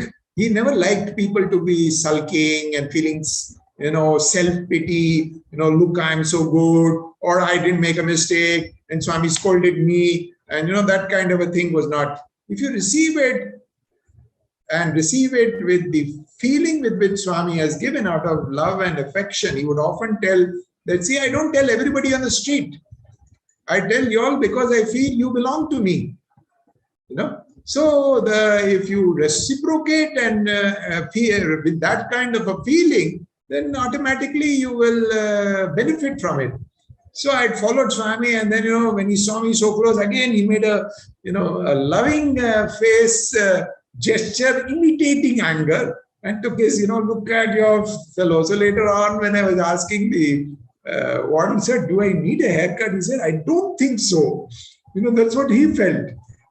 Then what I realized was that what had happened, I had gone for a head bath, and usually at that point of time, if I have a head bath, I would not apply oil on my hair. So it must have looked little clumsy, it would have looked little fluffy, and that was enough for Swami to tell. And so from that day, I changed my practice. If I go for a head bath, then I apply oil definitely, so that the hair is well settled. On another occasion, I remember Swami asked me to scold one student, and I was sure tell him that Swami is very, very unhappy with you. And so I conveyed, and I knew that next day Swami will ask me. So I asked him, do you have anything to convey? If Swami asked me tomorrow, do you want to tell anything? And this is what that boy said. He said, sir, I have heard Swami so much, and having hurt him so much, I feel I don't deserve to be here. And let Swami send me away from here. And at least that will not cause any more hurt to Swami. So next day, as expected, Swami asked me, did you tell what I told? I said, yes, Swami, I told that you were very disappointed and were not happy with that boy. What did he say? And I conveyed, Swami, this is what he said. And then he said, and that was my moment of revelation. I think that all little drama that Swami enacted with that boy, of course, he could have told him directly, he could have told any other person, but he made me a partner in that whole drama. And that was that revelatory moment for me. He said, tell him, foolish fellow, wherever he goes in the world, if he is like this, will I not feel hurt? He belongs to me. Wherever he is still mine. Will I not feel bad even if he behaves like this wherever he is? And what a bond. See, you may be in the physical presence of Swami, you may be thousands of miles away from him, but Sai's love for each one of us is so unique and so selfless, so pure, that he never thought of himself. He was always thinking of what the other person needs and what the other person. It is because of that love that he had for humanity on, when the first occasion when Aradhana Mahotsav took place, when Swami was interred, his the mortal remains were interred in the Sai Kulwant Hall. Just before that, we were eyewitness that the government of India sent their sentries and draped the Indian flag on the body of Bhagwan. And this is what I was telling the students and the teachers when we had the summer post just a month or two later. And I was telling them, why did it happen? I mean, this kind of an honor is given only to presidents, prime ministers, heads of state. Why did this honor be given to Bhagwan Sri Sathya Sai Baba? Was he a prime minister? Was he a head of state? He said, no, he was the ruler of the hearts of men and women. And we were an eyewitness to that scene when millions of people came to Prashanti, small and big, the politicians, the ladies, children, and we could see that side where they were weeping. That was the Sai and the relationship that people had with Sai when he gave up the body. And I said that when the government sentries went and draped the Indian flag, I felt that Mother India had herself come to drape her most favorite son in her beloved colors. And that is Bhagwan Sri Sathya Sai Baba on the first Aradhana Mahotsav that we had, and the reverence with which all of us felt what a glorious life Bhagwan has lived. 85 years of love in action, and all those of us who had the opportunity to interact with him, to experience him. And even today morning I was sharing with an alumnus, these were my thoughts. He said, there is none in the world, nobody in the world who I feel has loved me as much as Swami. Even I don't love myself as much as he loved us. There's none in the world who understands us as truly, including ourselves.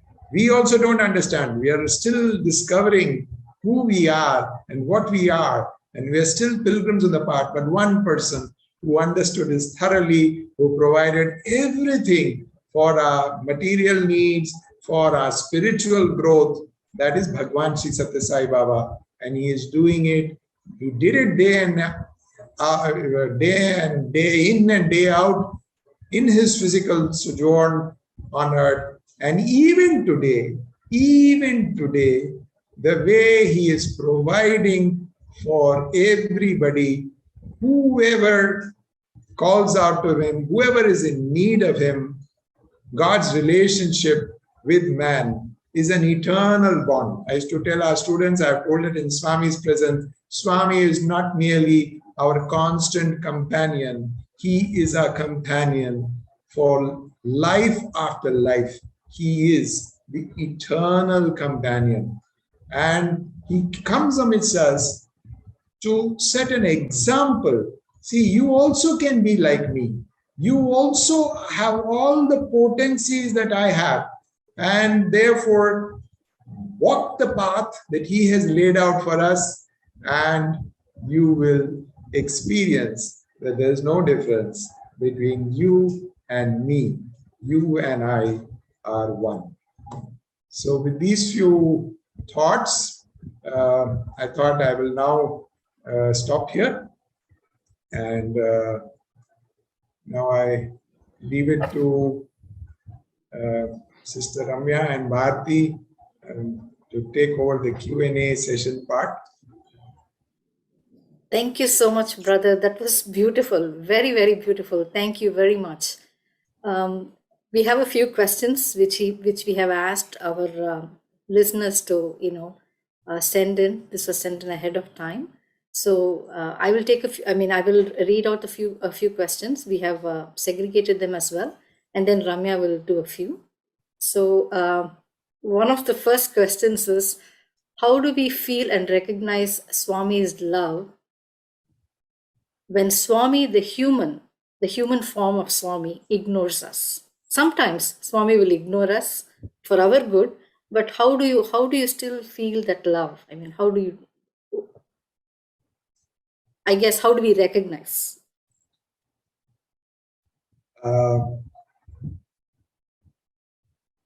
See, there are many facets of Swami ignoring you. There's no one reason which we could attribute why Swami is ignoring you. One common reason which Swami would say is, supposing there is a repair taking place on a road. So what do the travelers on the road do? A detour is made and a side bylane is created and people start using that road instead of the road which is under repair. So he said, when you are in the repair shop, that is what I do. He will be actually more conscious, where is Bharati sitting in the darshan line? And not only you will know that Swami is avoiding, people around you also will come to know, oh, Swami is avoiding this person, or Swami is not very unhappy with that person. So they will start sitting far away so that they don't lose their chance. And so that also rubs in, very, very acutely to the person. See, this is how, but that is how it is. When Swami is happy with you, the whole world wants to relate to you. And when Swami is unhappy, the whole world is apparently against you, or looks indifferent to you or hostile to you. So, but Swami would explain, he said the purpose of avoiding is so that the repair work can take place at an accelerated pace, so that once the road is ready, you can start using the road again. So the purpose of Swami avoiding is also a manifestation of his love. He wants us to improve. He wants us to reform ourselves. In fact, one will remember, and all Sai students know, that Swami would invariably, in a year, at least once or twice, he will start avoiding the students, stop talking to them, and they will be in such anguish. And obviously they would have, and he will not tell what is the reason. He will, so each one starts introspecting and looking at every mistake that is possible. And so that is the purpose. And then Swami, the best part or the worst part of this whole thing is that Swami is missing more than any one of us. I remember once when Swami had banned the students to come for darshan, he was so annoyed for a certain period of time. And this is what devotees were telling. When they go for interview, they go with their problems. They want to ask Swami, this problem, that problem. Swami is not willing to even talk anything about their problems.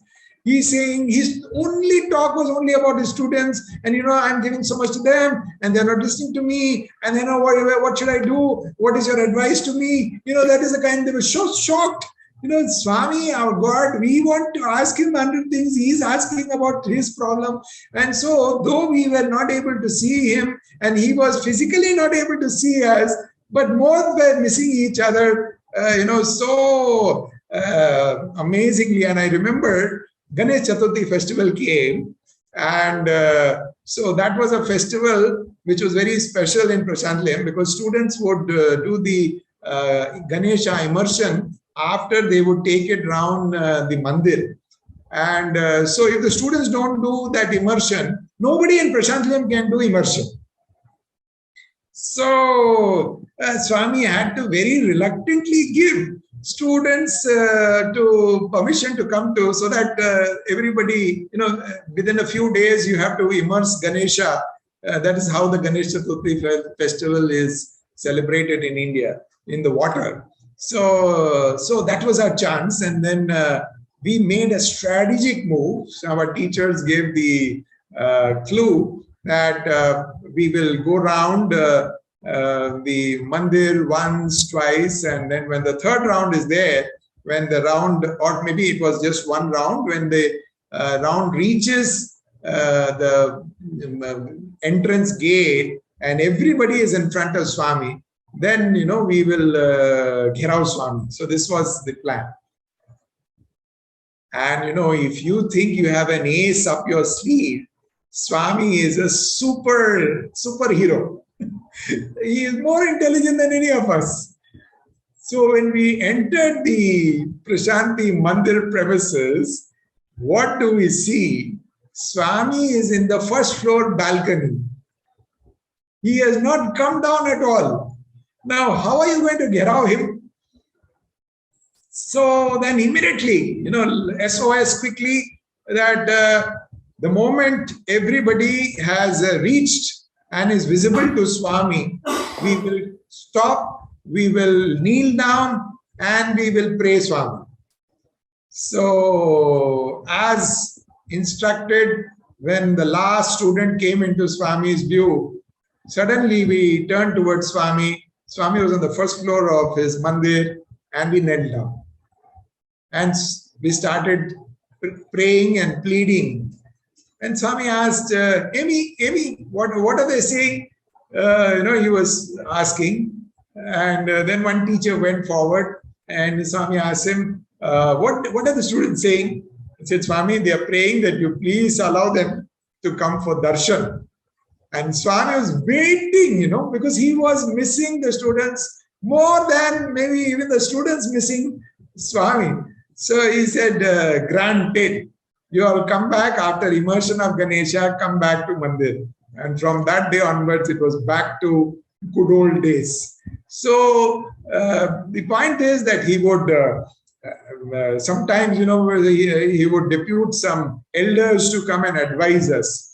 And students would be so depressed. They'll say, no, sir, no matter what we do, Swami is not looking at us. He is not talking to us. And the teacher, he has an instruction of not telling that Swami has told them to ask. So in his own way, he's trying to persuade. He's saying, something in my heart tells me that I remember the first controller of examinations, Professor Nanjundaya, he's describing to us, and he's saying, something in my heart tells me that if you ask today, Swami will melt and he will agree.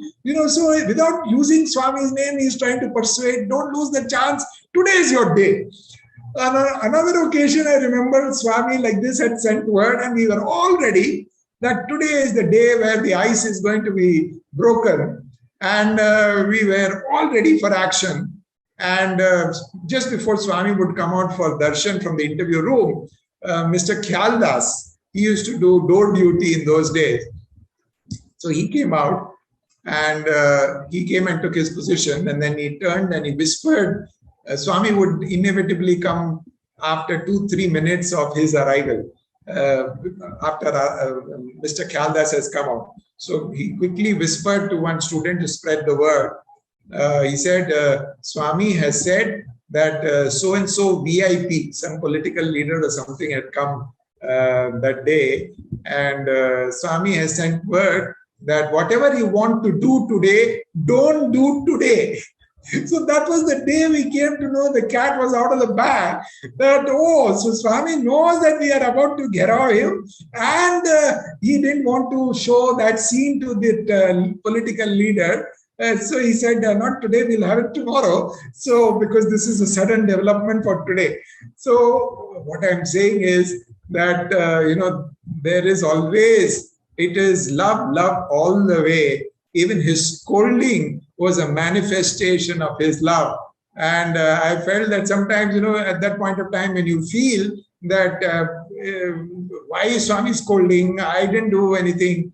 But a long time later, especially now, those words come back to you and you remember that and you realize, that was the reason why Swami scolded you. So, today that physical form is not there. So he's given you an advance scolding. So, not now, but 10 years from now or 15 years from now, you will do some mischief. So I'm scolding you in advance. So, I mean, God is, there are no words to describe.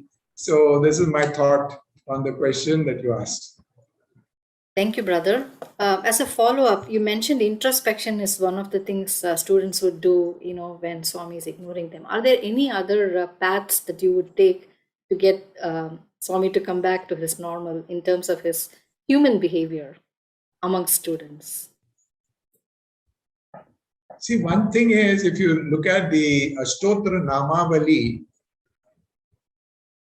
one of the names by which he is described is, he is Sulava Prasannaya Namaha. Very easy to please. And this happened one day. Swami was annoyed with the students, and so annoyed, he just did a walkout. He got into his car and just went off to Vrindavan. And we were so crestfallen, and I remember we were in second UG at that time. The whole hostel is so crestfallen. So we met as a class and we said, what can we do? And so we decided that we should do something to make Swami happy. And one of the things which we thought was, we'll take up some service activities. And so we went to the warden and we told him that, sir, we want to do something which will please Swami. Swami is so annoyed with us. And so he suggested, see, one thing which we all can take up. He gave 2-3 suggestions. And one of the suggestions which he gave was cleaning the toilets and the bathrooms in the hostel. Not that we didn't have workers. He said, you want to do some service, you can take up this cleaning thing. And so we opted for that. And we communicated to the wardens. So the next Sunday, when all the students, other students have gone to the sports field for games, it was a holiday, we were spreading out across the hostel and we were cleaning. And some students also said, why workers are there? Why you are cleaning? But, we felt that we are not cleaning the toilet. We are cleaning the dirt on our own hearts and minds, which has accumulated. And that is why we want to please Swami. So this was one thing which happened. Another thing which happened at that point of time was early morning, one day when we got up, or we didn't get up actually, I didn't get up. There was a power cut. And because of the power cut, in those days we didn't have a generator. Suprabhatam was a casualty. But my room leader, he woke me up because he knew that I was very, very regular. So the bell didn't ring, the lights didn't go on. And so the usual aids which students have to get up in the morning were not there. So he personally came and woke me up, and I still remember I took a candle, and there were others also like that. And in a hostel of about 400, there were at least 100 students who had attended Suprabhatam that day. And so these 2 events were reported by the warden to Swami in a letter, and that brought a beautiful reply from Swami. And he acknowledged the contents of the letter, and it's a very beautiful message which he shared, which was read out to all the students, and basically said, see, I have so many plans for you, but so what are your plans? But what I mean to say is, Swami would melt, and Seva was a great way of winning. I mean, if you read the autobiography of Bethesda, they are old devotees of Swami. She was with Swami right from Shirdi Baba days. Then in this lifetime, she came to Swami, settled down in Prashantilam.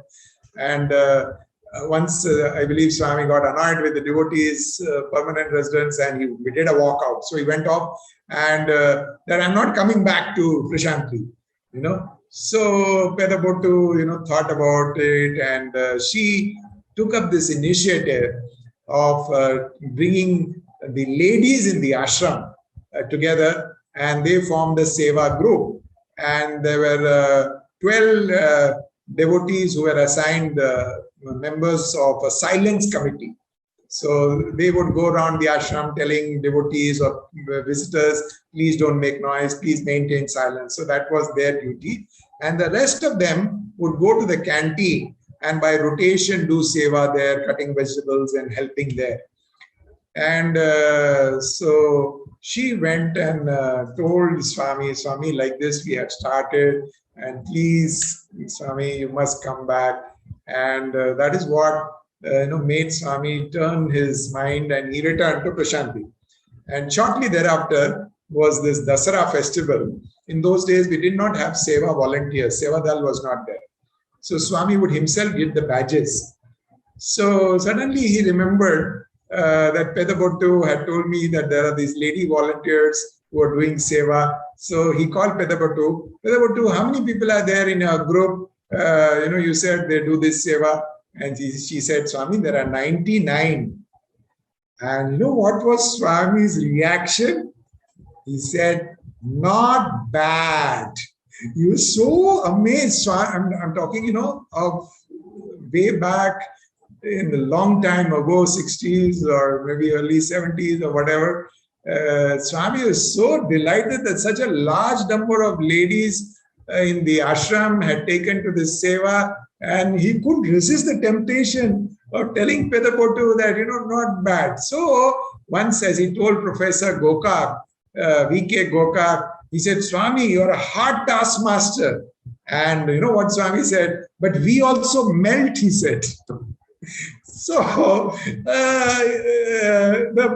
both things, he was tougher than a diamond, but softer than the petal of a rose. So that is the Swami we have seen and we know and we grew up with. Thank you, brother. Beautiful. Continuing in the same vein, there's one more question.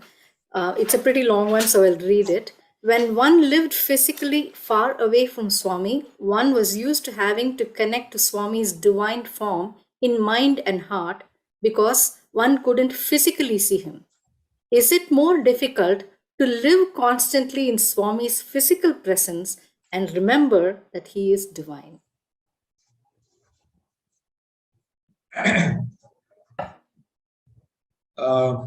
Because you all are so far away, there's this beautiful dialogue which takes place between one of the disciples of Jesus. This is after the resurrection. And so Jesus appears before some of these disciples, and Thomas, who was there, he said, Master, if you don't mind, can I just assure myself that what I'm seeing in front of me is not an apparition, but Jesus in flesh and blood. And I just want to touch you and just feel that, yes, it is you. And so Jesus permits him.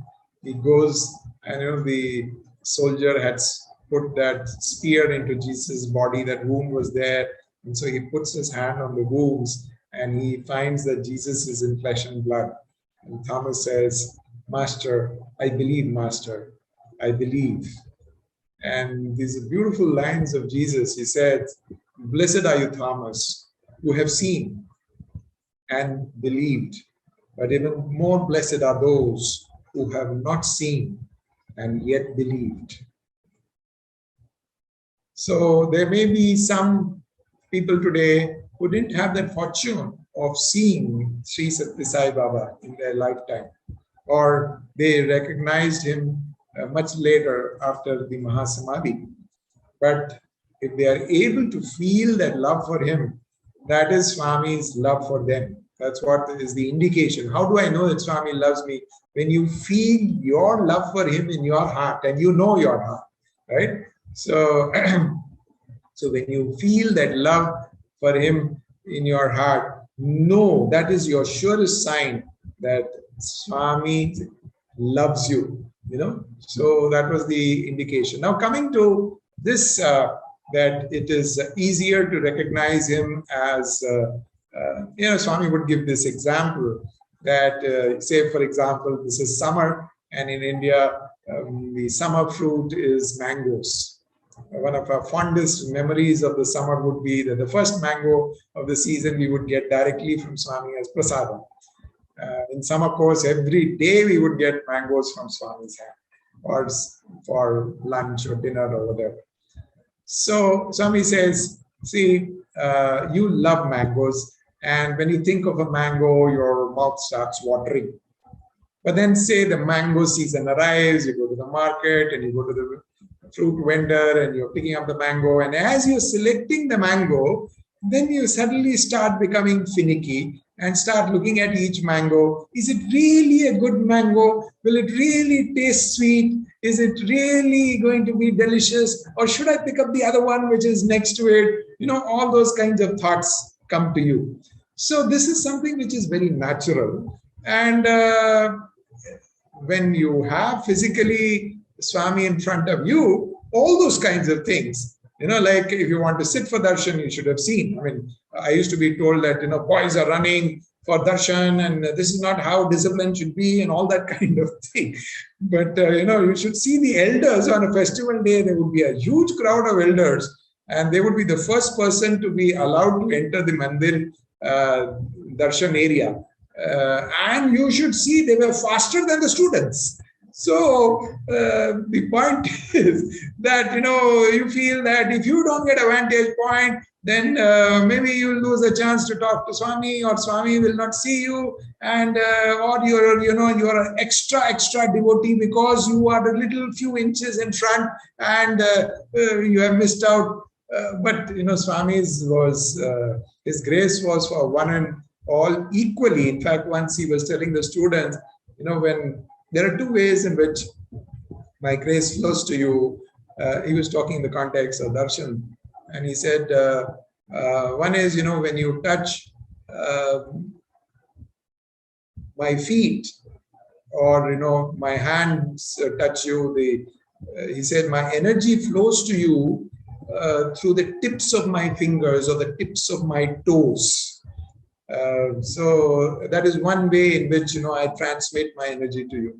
Now there are thousands of devotees sitting, say, in the Kulwant hall, and they will not get a chance to sit, say, in the mandir or in where the students are. Even every student will not get a chance to sit in the front row every day.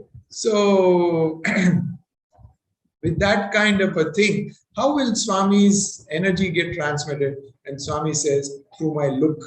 With one look, you know, wherever we are seated in the darshan area, he said, through that one look, my energy is transmitted to each one of you.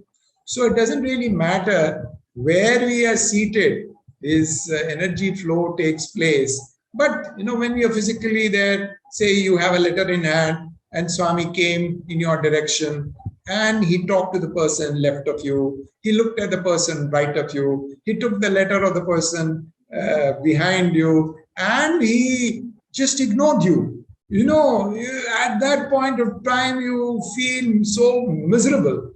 In fact, I remember one day, it so happened in Trahi Vrindavan, Swami just entered the Jhula area where we were seated, and he sat on the Jhula. And he called out the name of a student. Hey, come here.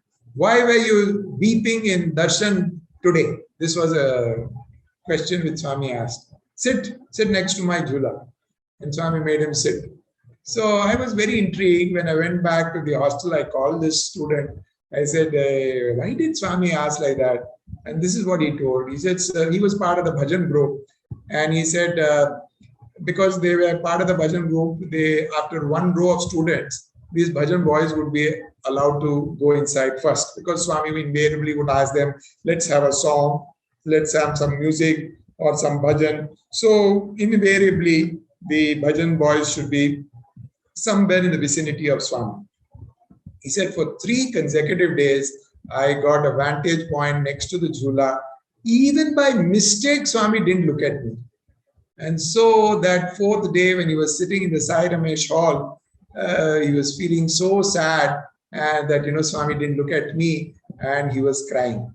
And immediately Swami picked him up and said, why are you crying? And then he made a beautiful statement. He said, simply if you cry, I will not notice. Only if you cry for me, I notice it immediately. So that was, something which I put two and two together, and it is a beautiful lesson for life.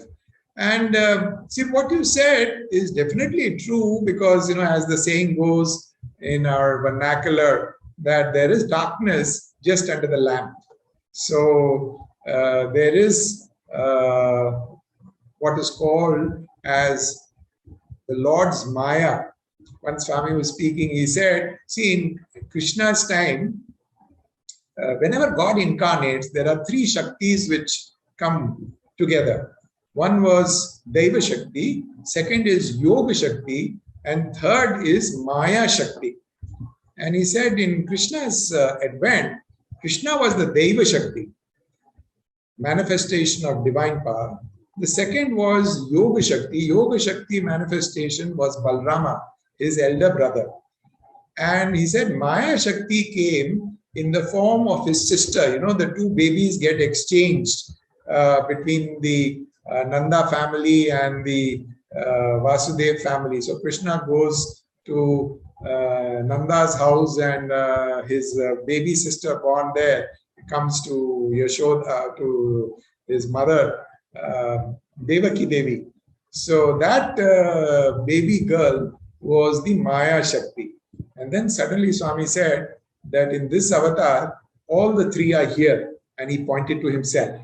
So, so with that Maya Shakti, basically its operation is like this. He is divine, but that Maya Shakti, keeps deluding you to think, see, I'm not divine. See, I'm doing like this. How I can be divine? So the only way that you can overcome it, it is said in the Gita as well, and as well as articulated by Swami, the only way in which you can overcome the Lord's Yoga Maya is the devotee's surrender to the Lord.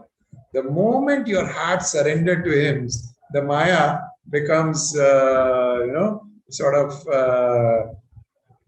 immobile, or becomes powerless to delude. And Swami would give that example. He said in the forest, Rama, Sita, and Lakshmana, three of them are going in a line in the forest. Rama represents Paramatma, divinity. In this analogy, Swami uses it like that. And Lakshmana represents, who is third in the row, represents Jivatma, the individual soul. And in middle is Sita. Now, if Lakshmana has to see Rama, what should he do? So he has to pray to Sita that, Mother, can you move a little couple of inches to the left or the right so that I can see Rama? So he said that when the Jiva prays to Maya Shakti, out of a benevolence, she will move aside and you will get the divine darshan. So the yoga, the Maya Shakti of the Lord is definitely there. Just as the Lord has the Daiva Shakti and the Yoga Maya, similarly the individual devotee also has what are called as the adoring heart and the doubting heart. Both these facets are there. So when our desires are fulfilled, we say, oh Swami, Swami is the greatest, and there's nobody like Swami. And the moment your desire is not satisfied, you may have been a devotee for decades, you have given so many speeches and platform, and all that goes to the wind. And he said, Swami cannot be God. Because if he is God, he could not, he would have saved me, he would have saved my husband's life or something. We have, so God has not come to save our wealth, or he has not come, he has come to build and strengthen the bond that we have had life after life with him. And the only way which we can achieve is through surrender. So practice of that surrender in an implicit manner is what is the requisite to overcome this problem. Thank you, brother. Very nice. Beautiful. This is my last question, and I'll hand it over to Ramya after this. Swami's central message is that we are divine. How can we utilize Swami's example as the divine in human form to realize that we too are the divine in human form?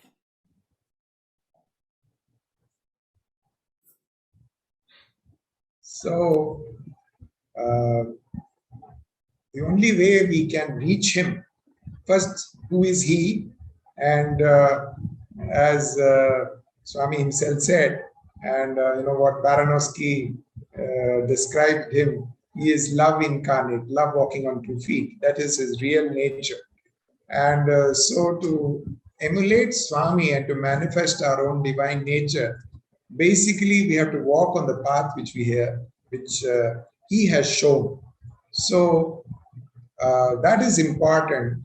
And he has spoken, he has demonstrated by his own life, and every step we take in his direction is a step in that. So when he says love all, serve all, or help ever, hurt never, when you practice that love, and as Jesus said that love the Lord with all your heart, with all thy soul, with all thy strength, and your neighbor as thyself. So, that neighbor is, it could be the person in front of you. It could be a child at home. It could be a person you have, somebody in the office. In your heart of hearts, don't have, the person may behave appropriately, the person may behave inappropriately. And this lesson was taught to us when we were students by Mr. John Hislop. And he said that he found it very useful. He said, see, supposing there is a thief. And how do you practice love with a thief? He has come to thief your house. So he said, see, in your heart, you should not have any hostility or any animosity towards him. In your heart, think, oh Swami, you have come to our house with this costume. And the moment you recognize the Swami in him, the game is up.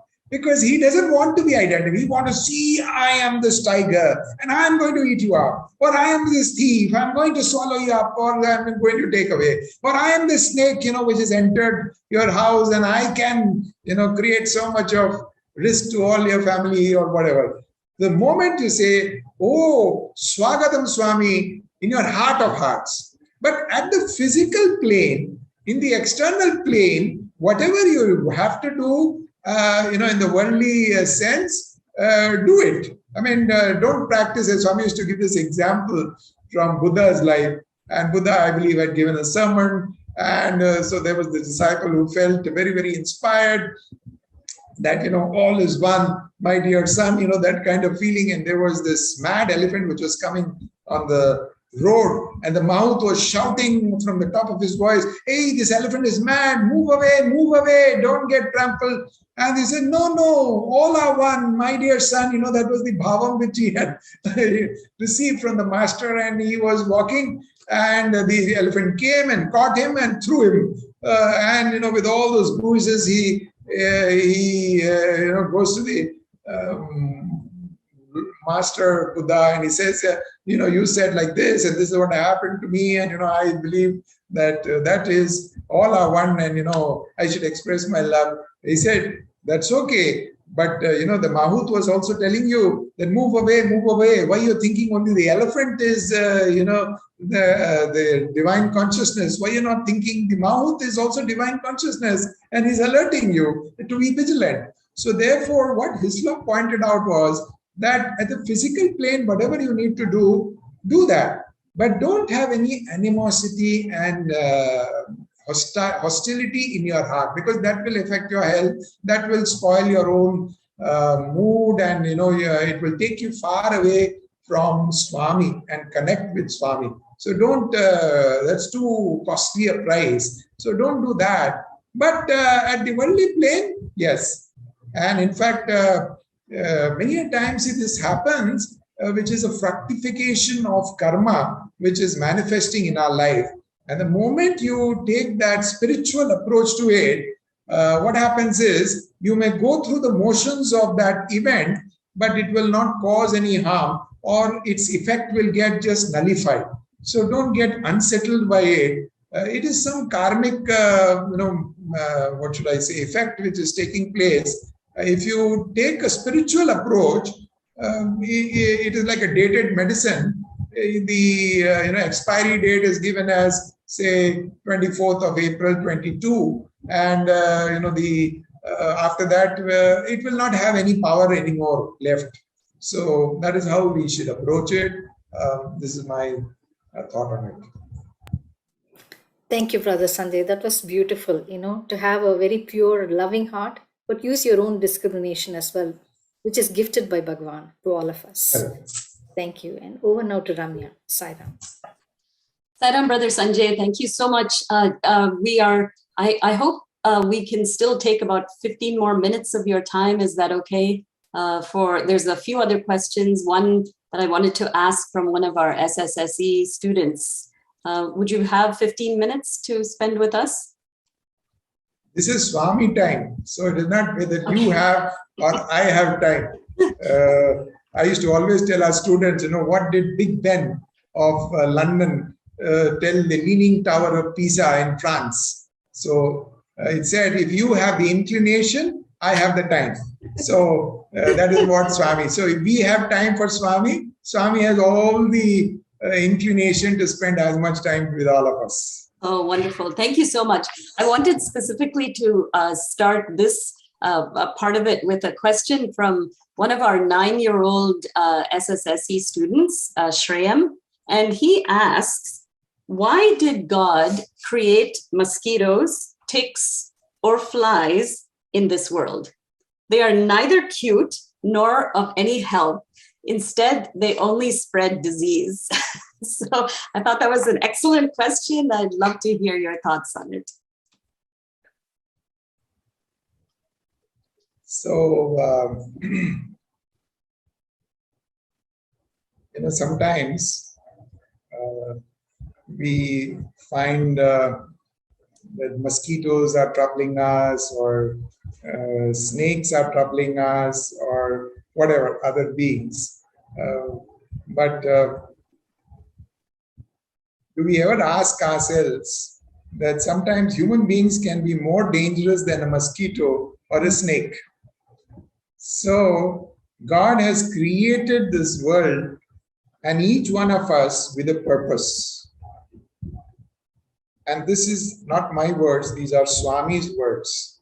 Each one of us has a purpose, and each one of us is fulfilling that purpose. So supposing, for example, if there is a mosquito which is troubling us, right? And what would you do? What should you do?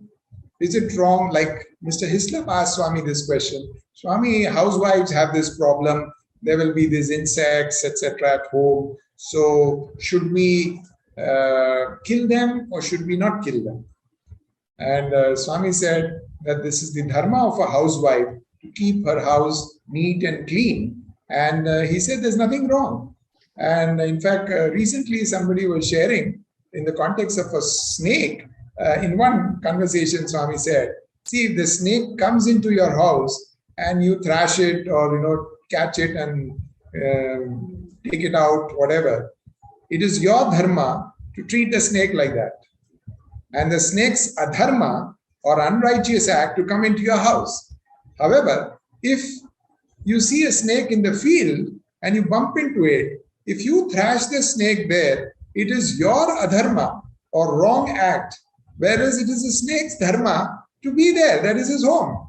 I remember when the super specialty hospital was inaugurated in the first few months, there were so many snakes which would come into the super hospital premises. And our director, Dr. Sathya, one day out of anxiety went to Swami and said, Swami, there are so many snakes coming in to the hospital. And Swami said, no, the snakes are not coming into the hospital. It is their residence area. You have gone and installed yourself in their home. So that's how you are coming into interaction with each other. In our own students' hostel, once when students are, Swami said, why the snakes are coming? They are coming because you'll throw all this food stuff, you'll waste so much food, and it goes in the dustbin, and the rats come to, relish all the remnants of what you'll have thrown, and to relish the rats, the snakes are coming. So he said, you are responsible. So the sum and substance is that every creation in this universe has a role to play. I mean, there's a beautiful topic in environmental studies which is called biodiversity conservation. And we have absolutely no idea in an ecosystem how each species is playing a particular role. For example, I remember one of our awareness teachers, he was a NASA scientist in the past, and he gave us a small tidbit about a snake. And he said, the snakes have the potency of, there is a certain period of the time in the day where the ultraviolet rays of the sun penetrate the human atmosphere very easily. And so at that point of time, the snakes with their tongues, they attract these ultraviolet vibrations. And that's how, that's one of the causes of their getting the poison in their mouth. So the point that he was making is that we may think, for example, can you imagine a bat? We think if a bat is there in our premises, it is something very inauspicious or something like that. Can you imagine a bat? A single bat can eat, I was reading in a scientific book, a single bat can eat hundreds of mosquitoes in a single minute. Can you imagine what the role the bat, usually vomits whatever it has eaten, and it spoils your walls, etc. But look at the service it is doing. So you remove the species, and then you see how some of these species who were the sort of food for that species, how they sort of multiply and create a problem for the ecosystem. So God has some role for it, but that doesn't mean, Swami would always say, one student did a mistake. Why I stopped talking to all the students? He said, supposing one mosquito bit you yesterday night, what does mother do? She takes the flit and she goes and sprays the flit all over the home. So all the mosquitoes get affected. So he said, that was Swami's mosquito theory. So one boy makes a mistake. I put 100 students in place in their respective places by making them introspect, reform, so that they become deserving of Sai's love. So every species in creation has a role to play. Don't just look at, for example, in summer, what do you say? Oh, it is so hot, so hot. Prashant Indiam is so hot in summer.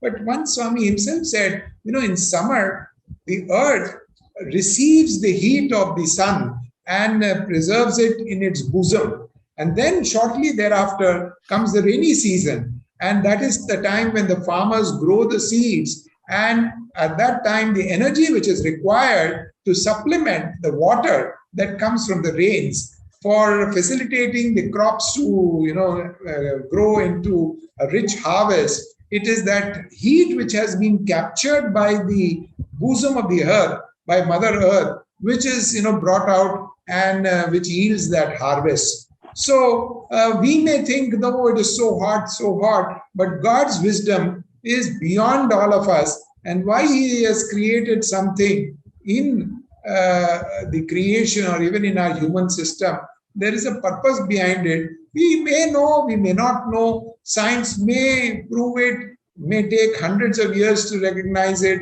but let us not question God's wisdom. Thank you. Thank you so much. And it kind of related to that question of faith, one of our center members asked, how do we develop unshakable faith in Swami so that even when we are experiencing difficulties and we feel our prayers are not answered, how do we continue to maintain that faith? Yeah. So the first thing Swami said, see, faith will fructify into devotion. Devotion will fructify into surrender. For those who are in the devotional path, this is how it happens.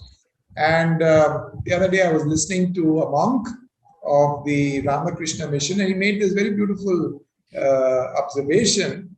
He said, if your path is of Vedanta, which means you're following the path of jnana, it is still useful to cultivate devotion, because whereas the higher mind is getting attracted to Vedantic thoughts, the lower mind needs to be which deals with our emotions, that needs to be kept in proper shape, and bhakti is that which will keep it in proper order. Of course, if bhakti is your path, devotion is your path, then obviously that is the way forward. And Swami has said that devotion is a plant of slow growth. So don't think I came, I saw, and I was conquered. That's how Mr. K.M. Munshi described Swami on his first meeting. But in reality, however much you may say it with your lips, it's not that. In your heart of hearts, for you to recognize that faith and for that faith to grow into love, it takes time. So that's why Swami says, start early, drive slowly, reach safely.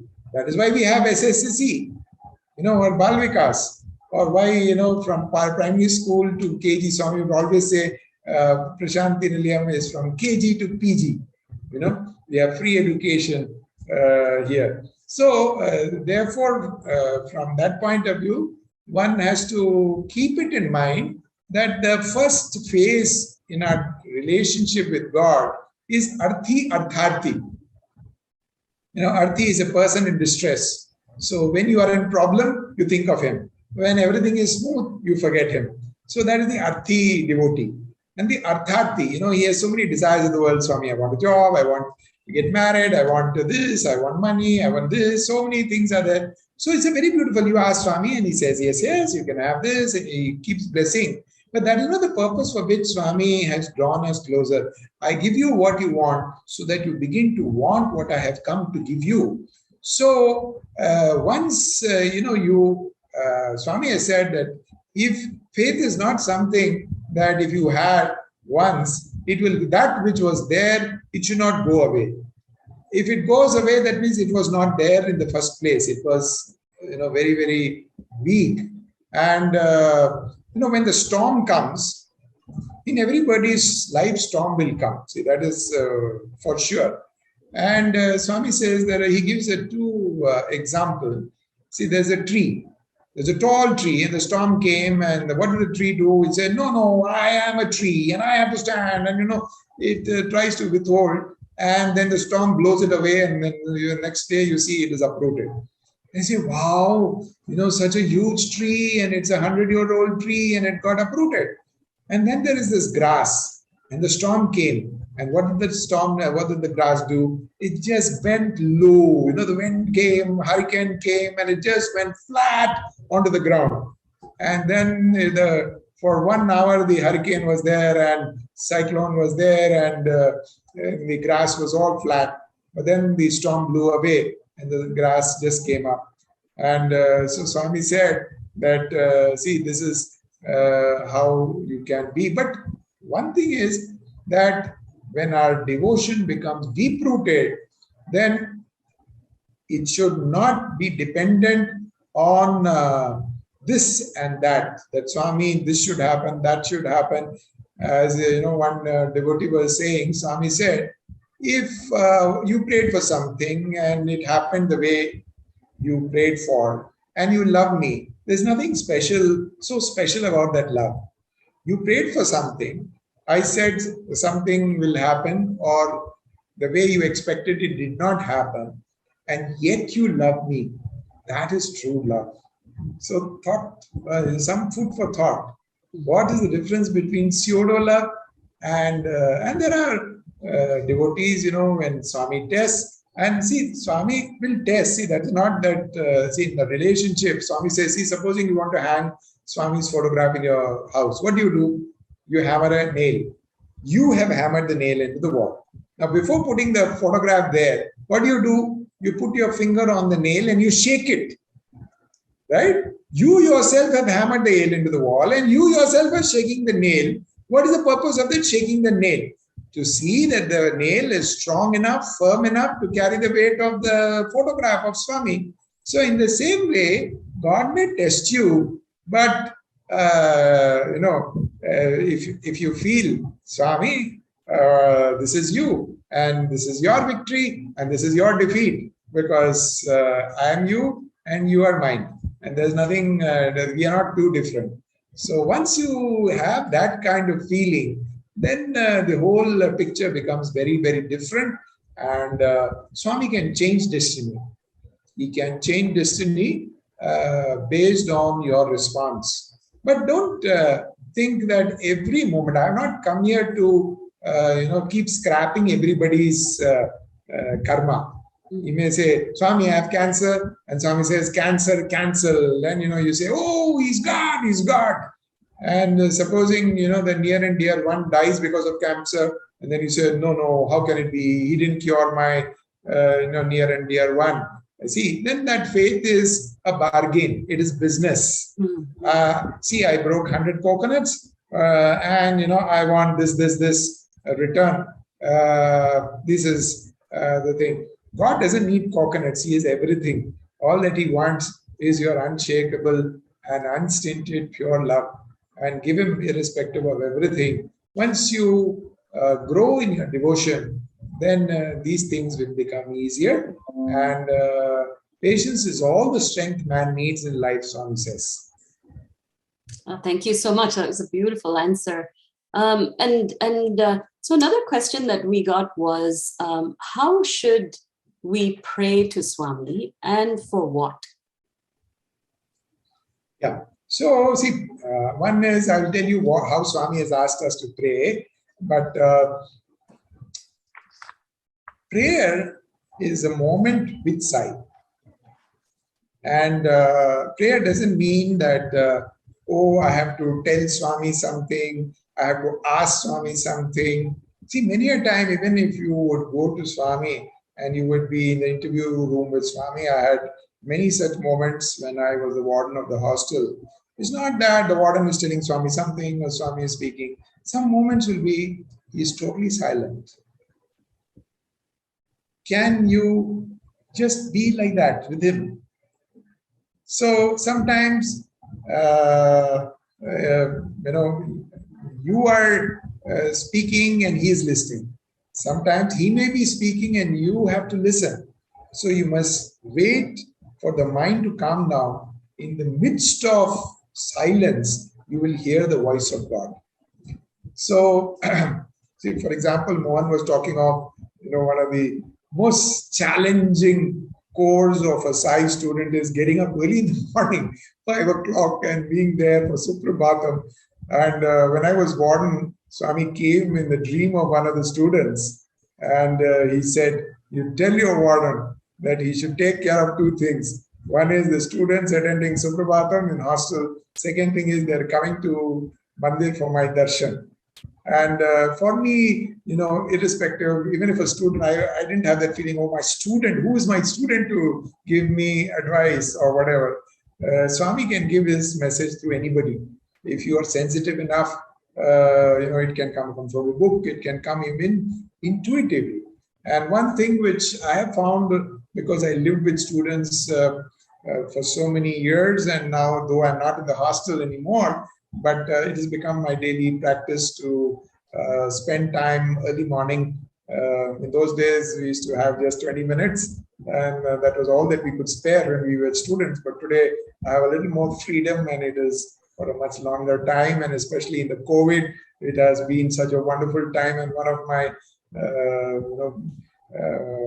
very long cherished dreams was that I should chant Rudram, and that has become a very favorite pastime in the last 2 years. So one thing which I found in this early morning, that's why Swami would also tell students to get up early in the morning and study. He said, 1 hour of study is much more retentive of your study than at any other time of day. But Swami has told something very beautiful about this early morning prayer. He said the early morning prayer is like a fixed deposit. And the prayer that you do at the rest of the day is like your savings bank account. So in a savings bank account, you put in little money today, you withdraw some money tomorrow, you can keep doing like that. But the fixed deposit, once you make a deposit, for a certain fixed period of time, it remains there. You don't take it out on a routine basis. So he said the prayer that you do in your day-to-day during the day is like your savings bank account. And sometimes you will need my grace, so I allow you to encash it for all the little prayers that you're done during the day. But he said the early morning prayer is like a fixed deposit. And I will not allow you to withdraw it for any of these small little hassles that you have.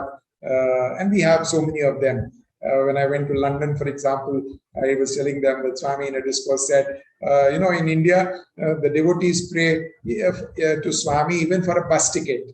He must be receiving their prayers. So he expressed it in a discourse. And when I shared it with the devotees in UK, they were saying, here we also pray Swami for cars parking space. So we have so many little things to ask Swami for. So Swami said, all that is your daytime prayer. But the early morning prayer is exclusively meant for your spiritual growth. I will not allow you to encash it for any other purpose. So when you pray is also very important. And one thing which I find very, very useful in the early morning is that, the mind is quiet and it is silent. And for my day-to-day work, out of nowhere, suddenly I get this prompting, hey, today this particular task has to be given attention to. And this particular task you have not remembered for some time. Today you must tackle it today. So I get so many promptings. And what Swami said, in the midst of silence, you'll hear the voice of God. And I've had so many experiences of that. I don't want to get into that. But I'm saying even for my mundane day-to-day tasks, I get so many, nudges and promptings. And that's how, in spite of us having so many challenges during COVID time, we were able to overcome them and see that the students' interests were not affected. So then let me come to the last part of it, and that is how to pray. And Swami has given the best example, and this is what he shared with one of the parents of our students. And this is what he told him. He said in Telugu, these are the lines. He says, Sukshmam lo moksham nerpistan. In a subtle way, I will teach you the path to liberation. And then Swami said, see, whenever you need anything, generally you'll ask, Swami, I want this, I want that. He said, one is, when you ask this and that, then it may not be the best thing for you. That is one thing. When Swami gives you on his own, he will take care of everything. What you asked, you did not ask, everything is, it's a wonderful package. So that is one thing. Second thing, which Swami said, when you have this and that in your mind, don't ask from me this and that. How you should ask? You should say, Swami, I want you, I want you, I want you. You may have X desire, Y desire in your heart, but don't ask for that. Ask for me. And he said, this is the secret, subtle way to liberation. So these are not, this is a mantra. Contemplate on it, and layers of meaning will get unfolded. And this devotee had this opportunity of experiencing it. One day he was out of town in a railway platform. Somebody pickpocketed him. He lost all his money, and worse, he lost his railway ticket back home. And he didn't know anybody there, and he was in the platform. The train is about to start, and he is thinking, now what should I do? And suddenly he remembered these words of Swami. And he said, Swami, I want you, I want you, I want you. I'm in terrible soup. I want you. And out of that milling crowd, there came this person tearing Hari. And he said, are you so-and-so? He said, yes. I said, here, take your ticket.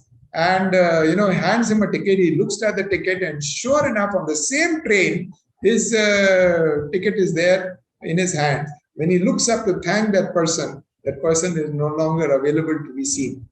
He has just disappeared. And he said, this is how I experienced how Swami gave me a word and how I experienced the validity of that message which he gave.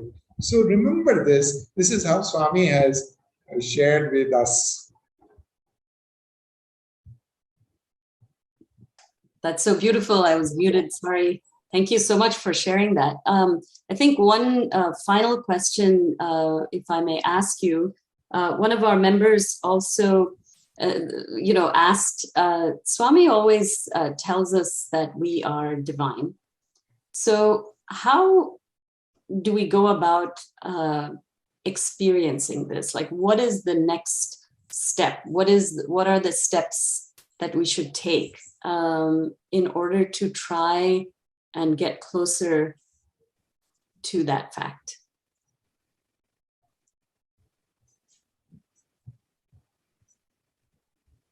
There's this calendar which we got for 2022. It's hanging in my office. The message is Brahmavid Brahmaiva Bhavati. What you think, you become. So you want to become Swami? Of course, I have answered this question partly because it was also asked by Bharati, but I'll give you one more facet of dimension. So one way of assessing our spiritual growth and devotion in a day, 24 hours, how much do we think of Swami? As much as you think of him, that much you love him. So you want to become him, think of him, thinking, one day we will become him. So everything you do, you're cooking, think that Swami is cooking the food through you. You are studying. There are two ways which two attitudes which you can have. Both are equally valid. When the mind is not very pure, Swami prescribes, and for many of us that works, whatever you do it as an offering to Swami. Swami said one day, this is a very, very, you have to be there to receive these diamonds from Swami's lips. So he was speaking, I think it was a Vishu day or Tamil New Year day, I don't remember. In Vrindavan, those were some festivals which we would celebrate with Swami in Vrindavan. And Swami said, there's one reason why man is reborn. To be reborn is like a capital punishment in the spiritual world. It's a punishment. You could have liberated yourself, but you come back again. And he said there's one reason why that happens, and that is because of body consciousness, he said. And he said the only way you will be able to transcend your body consciousness is this: whatever you do, dedicate it to God. It could be, I don't compartmentalize life. This is spiritual life. This is my Sai Center work. This is my personal work. This is my family work. This is my office work. Never compartmentalize. Whatever you do, dedicate it to the Lord. And he said that is the royal way to transcend this cycle of birth and death. And so to do that is also at the worldly plane, that is a facet of surrender. And the other attitude is that to feel that whatever you are doing, Swami is doing through you. But the mind has to be very pure to practice that. And therefore, the first path is safer, and you will not get into any awkward societal situations. Like, somebody commits a theft and say, God has committed the theft through me. Our spiritual philosophy becomes very convenient. So, like Swami's Chinna Katha, that somebody had committed a murder and he was being accosted by the judge in a court. And this fellow says, he quoting the scripture Gita, he says, the Atma cannot die, and it cannot be burnt, it cannot be harmed by any weapon and all that kind of philosophy. So he said, I did not kill him and he did not get killed. That was the logic he gave to the judge. And the judge says, neither am I sentencing you to death, nor will you die through the execution of that sentence. So the judge played it back to him. So we're very good at convenient philosophy, but we have to be a little careful in that. So, that is my thought of it. Okay, thank you. And I did tell you that was my last question, but I have one more, which might be helpful for our parents and some of the children who are listening to you. And that is, why does Swami put so much emphasis on spirituality in childhood and youth and the development of good habits at that time? Yeah. So as I said, start early, drive slowly, reach safely. That is generally our tendency is start late, drive fast, and that's how we end up with an accident and we don't reach our destination. So this is basic rule of the road. Start early, drive slowly, reach safely. And the reason why Swami says start early is, as he said, devotion is a plant of slow growth. So if you start late in life, you may not have adequate time to mature spiritually in that time frame, because devotion is a plant and spiritual growth takes time. And so that is why, when we are young, we are taught, like I remember when I was a school kid, we had in our Hindi curriculum, Hindi language curriculum, the sayings of so many saints of India.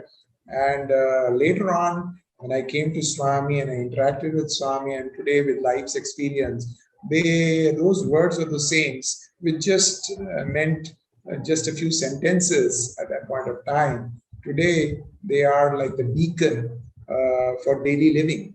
They provide you strength, they provide you direction, they provide you insight, they provide you solace, and all that kind of thing. So from that point of view, another thing is that especially when you enter when you are a small kid, it is different. Anything is, in your basic childhood, that part is okay. But when you become a teenager, become an adolescent, and there are a lot of these hormonal changes which take place, and therefore the probability and the possibility of getting astray, that is a time where an individual becomes a little more rebellious. It starts giving more value to friends than to the words of the parents. And so at that point of time, if you channelize your energies, that's what Swami does in his educational institutions. If you channelize that energy towards God, the youth of the society will become a blessing to the society and not a menace to the society. And so there are societal benefits. There is also individual, that the negative tendencies like anger or the violent, rebellious attitude. It's basically the ego, trying to manifest itself. And that's how you are designed, nothing wrong. But when we turn towards God, and spirituality doesn't mean that, for example, for young people, don't think that what was relevant for a 60-year-old may be applicable for a young child. For example, for SSE student, 2-minute silence is good enough. For 60-year-old, they say practice at least for half an hour. Practice meditation at least for half an hour in the morning or half an hour in the evening, or both. But for that age, 2-minute silence is good enough. So there are different. For example, Suprabhatam for the students of the university, it may be at 5:30 in the morning. But if you walk around the stadium, in the Hillview Stadium, you should not be surprised that our primary school children may be doing it at 6:30 in the morning or 6:45. So therefore, there is different age, different things. So it has to be modified, customized. But like Swami once asked, how much of God is enough in one's life? He asked a student. and he was sitting at Swami's lotus feet in the Purnachandra auditorium in the guest room, green room there.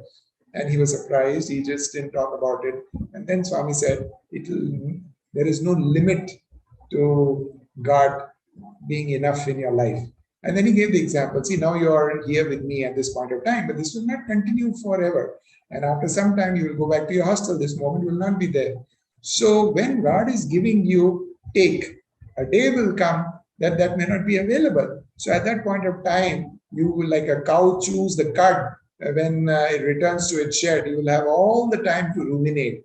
So when your parents are there, your teachers are there, your mentors are around you, they will give you based on your experience. Your SSC teacher may be there. So grab it all. You may understand, you may not understand. Your whole life is there for you to understand the worth of what was told to you when you were at that age.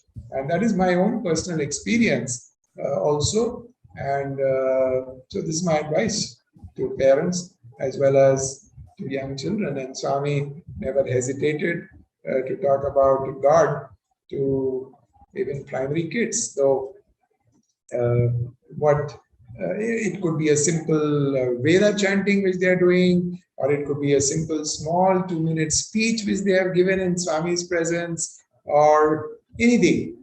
He gave so much of encouragement to them in small ways. And I remember there was this student, one day he came to me when I was the warden. He said, "Sir, I have made this painting." And I used to give these chits for them to go and sit in the mandir in the first row. And there was a button in the painting. He said, "Sir, can you press the button?" So I pressed the button, and I was stunned to see that just behind that Shirdi Baba's head, there was this wheel there. The wheel started rotating. It was a mechanical device, and the wheel started rotating and gave a halo effect and aura which you see in the photographs of some of these divine personalities. And I was so stunned that an 8th class student had prepared that kind of a device. And I said, "Swami would surely like it." And that evening he came back and reported to me the moment he showed it to Swami and said, "Swami, please press the button." And Swami was so enamored. He took that painting and showed it to every VIP sitting there, every elder, and look what this child has done. See, that was Swami's way of encouraging. Wherever he saw excellence, he never hesitated. But look how that energy of that child was directed in making a painting for God and of God. So that is what Sathya education does. There's so much of energy in children. It has to be channelized in a constructive way, and there cannot be any better constructive road than the road to God. So it could be a song, it could be a writing, it could be 2-minute silence, it could be anything, but to make them think of God and make them feel that God is something very, very important in life at that stage, because the support of teachers and parents one day will be withdrawn. I mean, this is the story of every individual's life. At that point of time, God will still be with them. And that is why the greatest gift that parents or teachers can give to their children is sowing in their hearts at that young age the love for God. Thank you so much. I cannot thank you enough, Brother Sanjay, for this incredible satsang. You have just spent so much time with us and shared so many of your precious memories and anecdotes, each of them replete with a really beautiful lesson that we will remember because it comes with such a personal recollection. And I think really with your eloquence and descriptive abilities and the wisdom that comes with all your interactions with Swami that you have gained, I think you've really filled our hearts and our minds, and there's so much that we will, ruminate over and uncover in the days to come and think so much about it. So I cannot thank you enough.